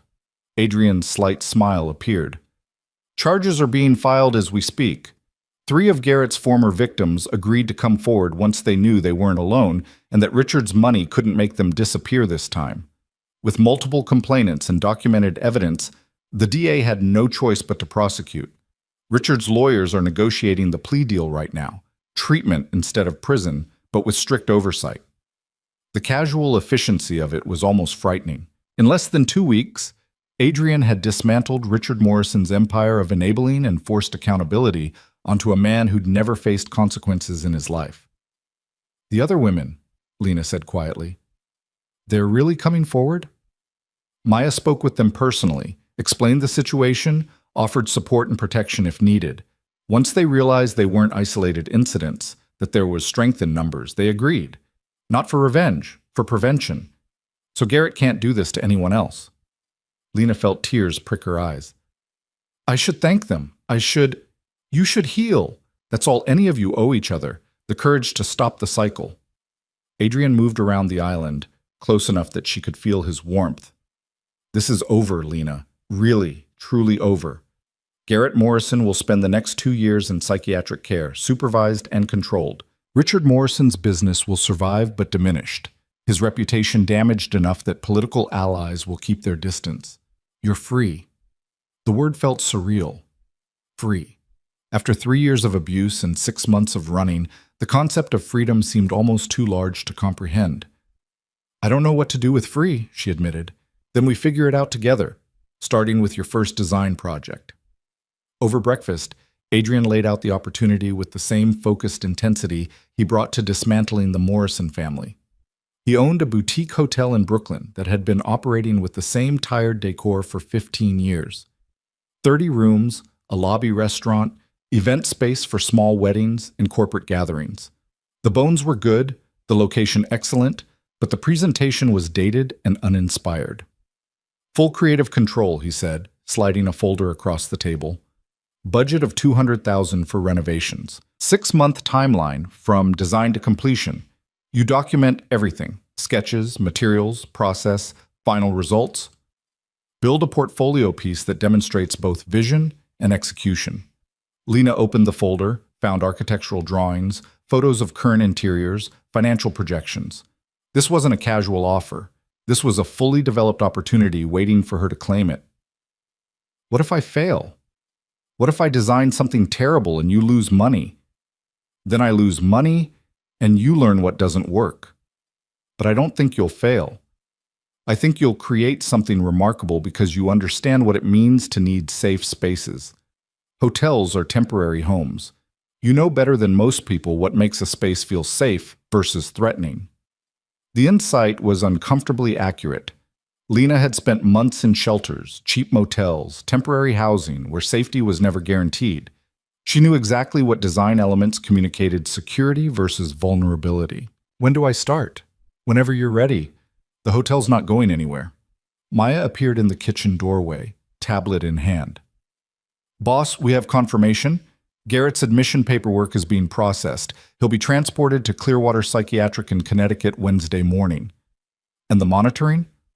Full surveillance. If he leaves the facility grounds without authorization, we know within minutes. If he makes unapproved contact with anyone, we're alerted. He's essentially in minimum security prison disguised as a hospital. Good. Adrian stood, checking his watch. I have a meeting downtown. Maya, you're with Lena today. She's going to Brooklyn to tour the hotel property. Wait, today? Lena felt suddenly unprepared. No time like the present. You need to see the space, feel it, understand what it wants to become. Maya can take photos, measurements, whatever you need. An hour later, Lena found herself in the back of Adrian's SUV with Maya at the wheel, heading toward Brooklyn with a strange mixture of excitement and terror churning in her stomach. This was real. An actual client, an actual budget, an actual opportunity to prove she could build something meaningful. The hotel sat in a neighborhood that was clearly gentrifying, craft coffee shops next to bodegas, restored brownstones beside buildings that needed restoration. The hotel itself was a 5-story brick building with architectural charm buried under decades of neglect and poor aesthetic choices. Inside, the lobby was exactly what Lena expected. Beige walls, generic landscape prints, furniture that prioritized cheap durability over comfort or style. The front desk looked like every budget hotel chain's version of professional. The restaurant off the lobby had potential but suffered from fluorescent lighting and booth seating that belonged in a diner. What do you think? Maya asked. I think it's desperate to be something better than it is. Lena walked through the space, already seeing possibilities. The bones are good. High ceilings, original hardwood under this terrible carpet, windows that actually let in natural light. But everything else is fighting against the architecture instead of working with it. She pulled out her phone, started taking photos and notes. The front desk could be relocated to create better flow. The restaurant needed complete lighting, redesign, and furniture that invited lingering instead of quick turnover. The lobby could incorporate local art, plants, seating areas that felt residential instead of commercial. They toured all 30 rooms, each identical, each aggressively bland. Beige walls, dark furniture, generic bedding, bathrooms with builder-grade everything. But each room also had good natural light, decent square footage, and architectural details that suggested the building's original charm. I can work with this, Lena said, ideas already forming faster than she could capture them. I can make this somewhere people want to stay, instead of just somewhere they're willing to tolerate. Maya smiled. Mr. Moretti thought you'd say that? Over the next week, Lena threw herself into design work with an intensity that surprised her. She created mood boards, sourced materials, sketched layouts, and calculated costs with obsessive attention to detail. Adrian had given her access to his contractor network, and she spent hours in meetings with electricians, painters, furniture suppliers, learning the business side of design that school had never taught her. The work was consuming, challenging, and exactly what she needed. Every hour spent designing was an hour not thinking about Garrett, not processing trauma, not dwelling on the 6 months she'd lost to fear and survival mode. Adrian watched her work with quiet approval, occasionally offering input, but mostly letting her claim this project is entirely her own. Evenings became their time, cooking together, talking about their days, slowly building something that felt like partnership instead of protection arrangement. "You're happy," he observed one night as she showed him fabric samples for the hotel rooms. "I'm busy. Different thing." "You're both. I can tell the difference." He was right. For the first time in years, Lena felt purpose beyond simple survival. She was building something, creating something, using skills she'd thought were dead and buried under Garrett's control. Wednesday arrived with confirmation that Garrett had been officially admitted to Clearwater Psychiatric. Maya showed Lena the surveillance photos, Garrett looking diminished and angry, flanked by Richard's lawyers and facility staff, walking into a building that would be his home for the next 2 years minimum. "How do you feel?" Maya asked. "I don't know yet. Ask me in a month." But truthfully, Lena felt lighter. Like a weight she'd been carrying for so long, she'd forgotten what posture without it felt like. Garrett was contained, controlled, no longer a threat that defined every decision she made. That evening, Adrian suggested they go out to dinner. Not takeout in the penthouse, but an actual restaurant, public and visible. A statement that the hiding was over. "Are you sure?" Lena asked. "What if someone recognizes me? What if you live your life instead of letting fear make your decisions?" He said it gently, but the challenge was clear. Garrett's in Connecticut. Richard's focused on salvaging his business. You're safe to exist in the world again. They went to a small Italian place in the West Village, intimate and warm, the kind of neighborhood spot where locals gathered and tourists rarely ventured. Adrian was clearly known. The owner greeted him by name, led them to a corner table with good sightlines and privacy. Over wine and handmade pasta, they talked about everything and nothing. Lena's design plans, Adrian's legitimate business ventures, movies they wanted to see, books they'd both read. Normal conversation between two people getting to know each other without crisis-forcing artificial intimacy. "Can I ask you something?" Lena ventured during dessert. "Always." "Why me? I mean, really. You could have anyone. Women who aren't damaged, who don't come with violent exes and trauma and complications. Why invest this much in someone you barely knew?" Adrian was quiet for a moment, swirling wine in his glass. "Because you reminded me that courage isn't the absence of fear, it's action despite it. Because you sat on my lap in a room full of dangerous people and asked for help instead of giving up. Because every time life gave you a reason to break, you bent instead. That's worth investing in. That's a generous interpretation of desperation. It's an accurate interpretation of strength you don't give yourself credit for." He reached across the table, took her hand. "I've spent 15 years in a business that shows me the worst of humanity. Violence, greed, betrayal, cowardice. You showed me something different, someone different. Maybe I needed that reminder that people worth protecting still exist." The honesty in his expression made her throat tight. "I'm still broken in a lot of ways. Therapy needing, trust issue having, trauma processing ways. Then we find you a good therapist. Process the trauma. Work through the trust issues. Being broken isn't permanent unless you decide it is. You make it sound simple. It's not simple. It's just possible. And possible is better than the alternative." Walking back to the penthouse, Lena felt something shift in her chest. This thing between them, whatever it was becoming, felt real in a way nothing with Garrett ever had. Built on honesty instead of control, respect instead of fear, partnership instead of possession. 2 months later, Lena stood in the renovated hotel lobby and barely recognized the space she'd first toured.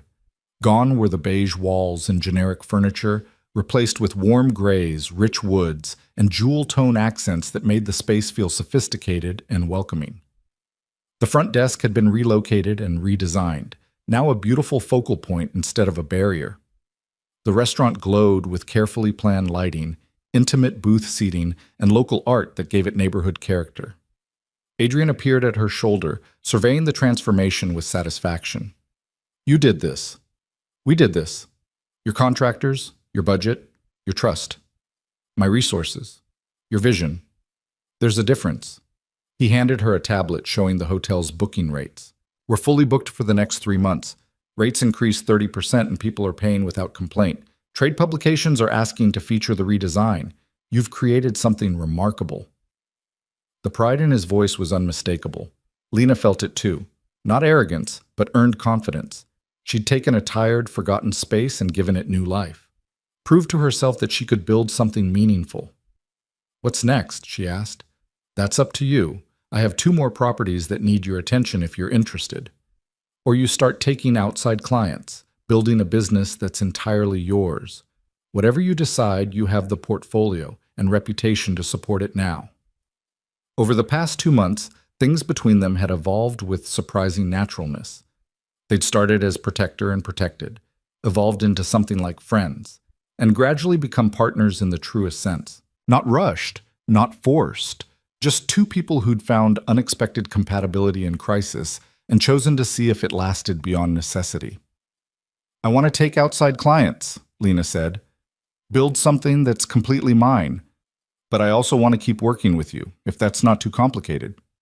Adrian's slight smile appeared. "I think we can manage complicated."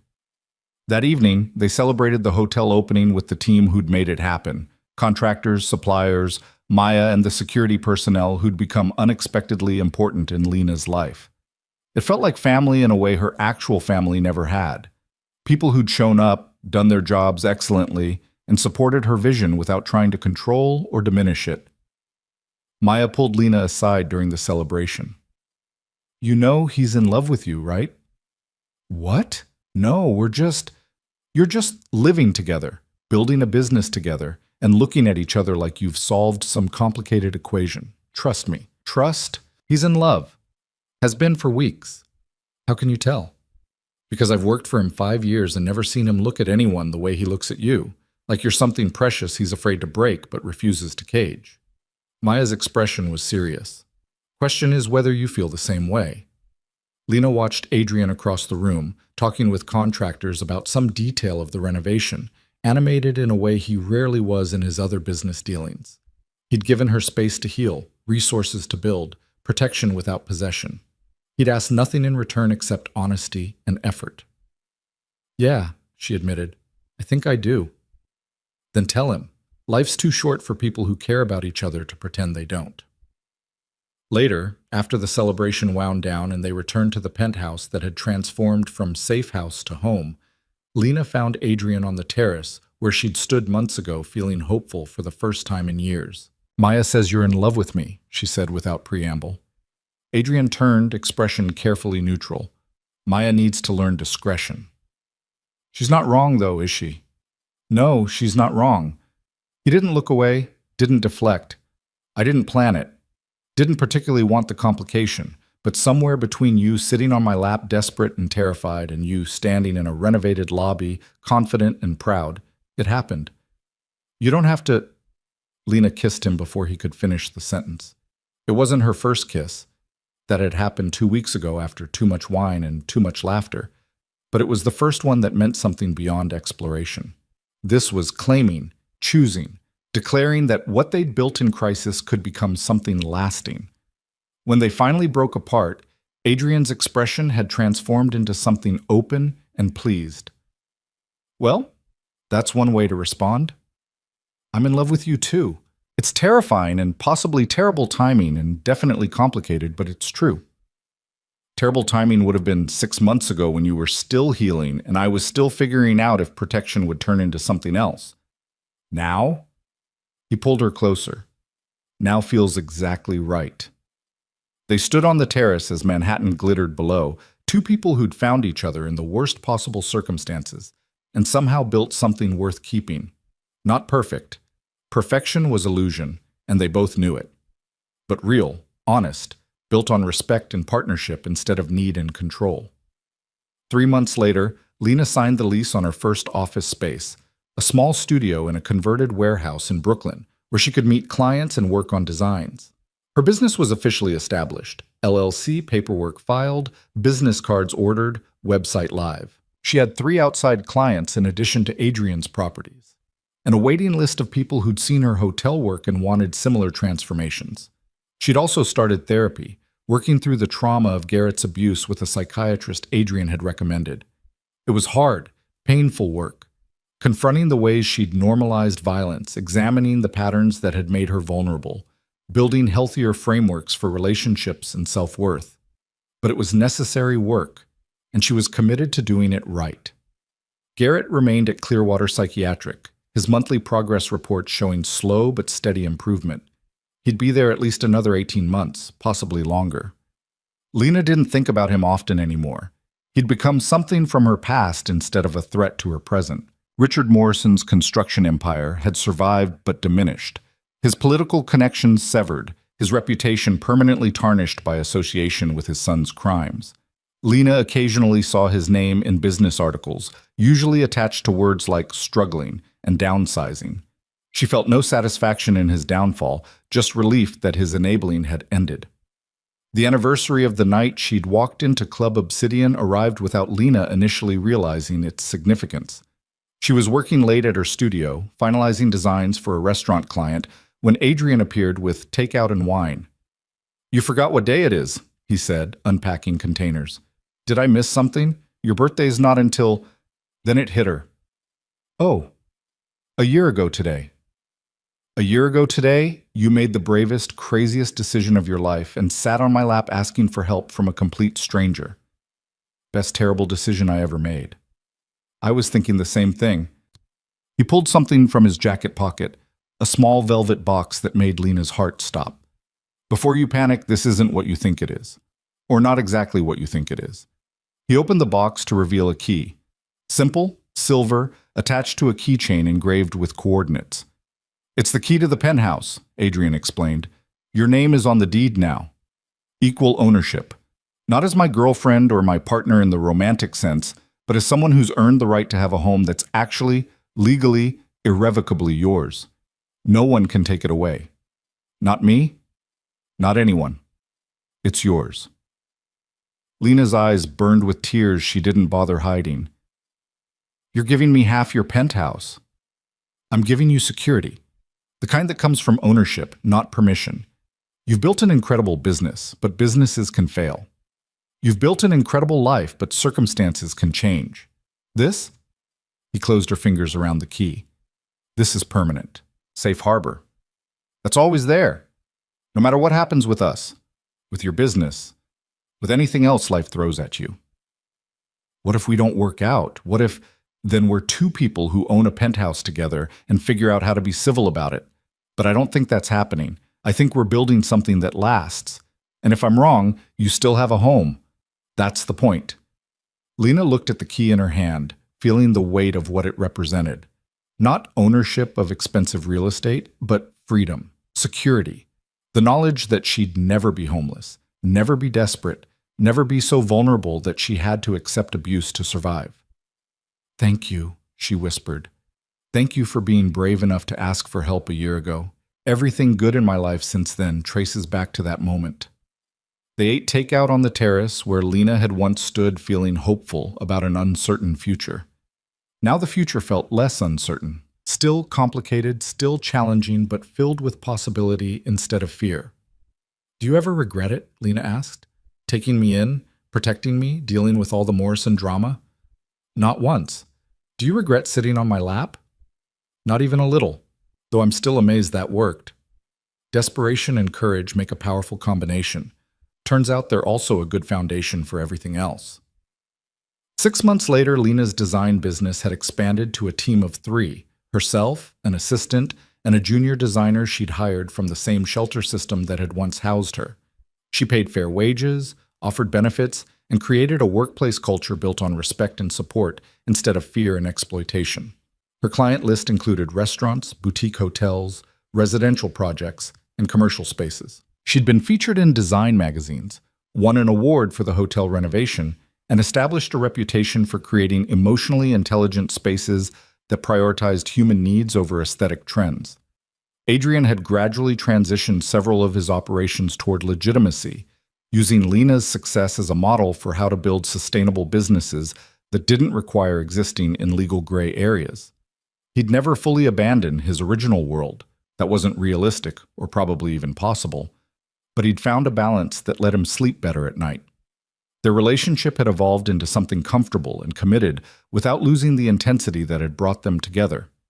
They fought occasionally, usually about Lena taking on too many clients or Adrian working too late. They made up quickly, both too aware of how fragile happiness could be to waste time on pride or stubbornness. On a Thursday evening in early fall, Lena received a call from Clearwater Psychiatric. Garrett Morrison had completed his 2-year treatment program and was being discharged under conditional release. He'd be required to continue outpatient therapy, submit to random drug testing, and maintain no contact with his previous victims. The news should have terrified her. Instead, Lena felt only distant acknowledgement. Garrett was someone who'd hurt her once, but he wasn't who defined her anymore. She'd built a life he couldn't touch. A business, a home, a relationship, a future entirely her own. "How do you feel?" Adrian asked when she told him. "Free. Really, truly free. He's out there somewhere living his life, and I'm here living mine, and those things don't intersect anymore. He's just someone I used to know who taught me what I won't tolerate ever again." That's growth. That's survival becoming thriving. There's a difference. That weekend, they hosted a dinner party at the penthouse. Maya and her girlfriend, Carlos and his husband, Jin and her partner, Lena's assistant and junior designer, a few of Adrian's legitimate business associates. The kind of gathering that mixed worlds in ways that once would have seemed impossible. Looking around the table at people laughing, talking, enjoying food and company, Lena felt profound gratitude. A year and a half ago, she'd been sleeping in shelters and eating ramen, convinced her life would always be defined by fear and running.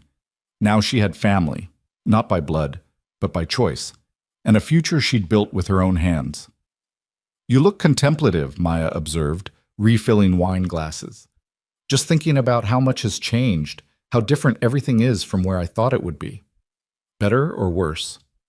"So much better, it's almost scary." Adrian found her later on the terrace, their spot for important conversations and quiet moments. The city spread beneath them, millions of lights representing millions of lives intersecting in patterns too complex to track. "I love you," he said simply. "Not because you needed saving or because I needed someone to save, but because you're brilliant and brave, and you create beautiful things, and you make me want to be better than I am. I love you too, for seeing me when I felt invisible, protecting me without owning me, and believing I could build something worth having when I'd forgotten how to believe in myself." They stood together as night deepened, two people who'd found each other in crisis and chosen to build something lasting from that foundation. Not perfect, they were both too damaged and complicated for perfect, but real, honest, and entirely their own. Lena thought about the terrified woman who'd sat on a stranger's lap a year and a half ago, desperate and out of options. She'd been so scared, so convinced she was making a mistake that would end worse than staying with Garrett. She'd been wrong. That desperate choice had been the beginning of everything good that followed. The career she'd built, the home she owned, the relationship that challenged and supported her in equal measure, the life she'd claimed as entirely her own. Some moments fracture your life into before and after. For Lena Hart, that moment came when she chose courage over resignation and asked for help from the most dangerous man in the room. Everything after had been the slow, difficult, beautiful work of healing and building and becoming someone who didn't just survive but thrived. And standing on that terrace with Adrian's hand in hers and her future stretching vast and full of possibility, Lena knew with absolute certainty that she'd choose that same desperate moment again. Because sometimes the scariest decisions lead to the most extraordinary destinations. And she'd finally arrived at hers.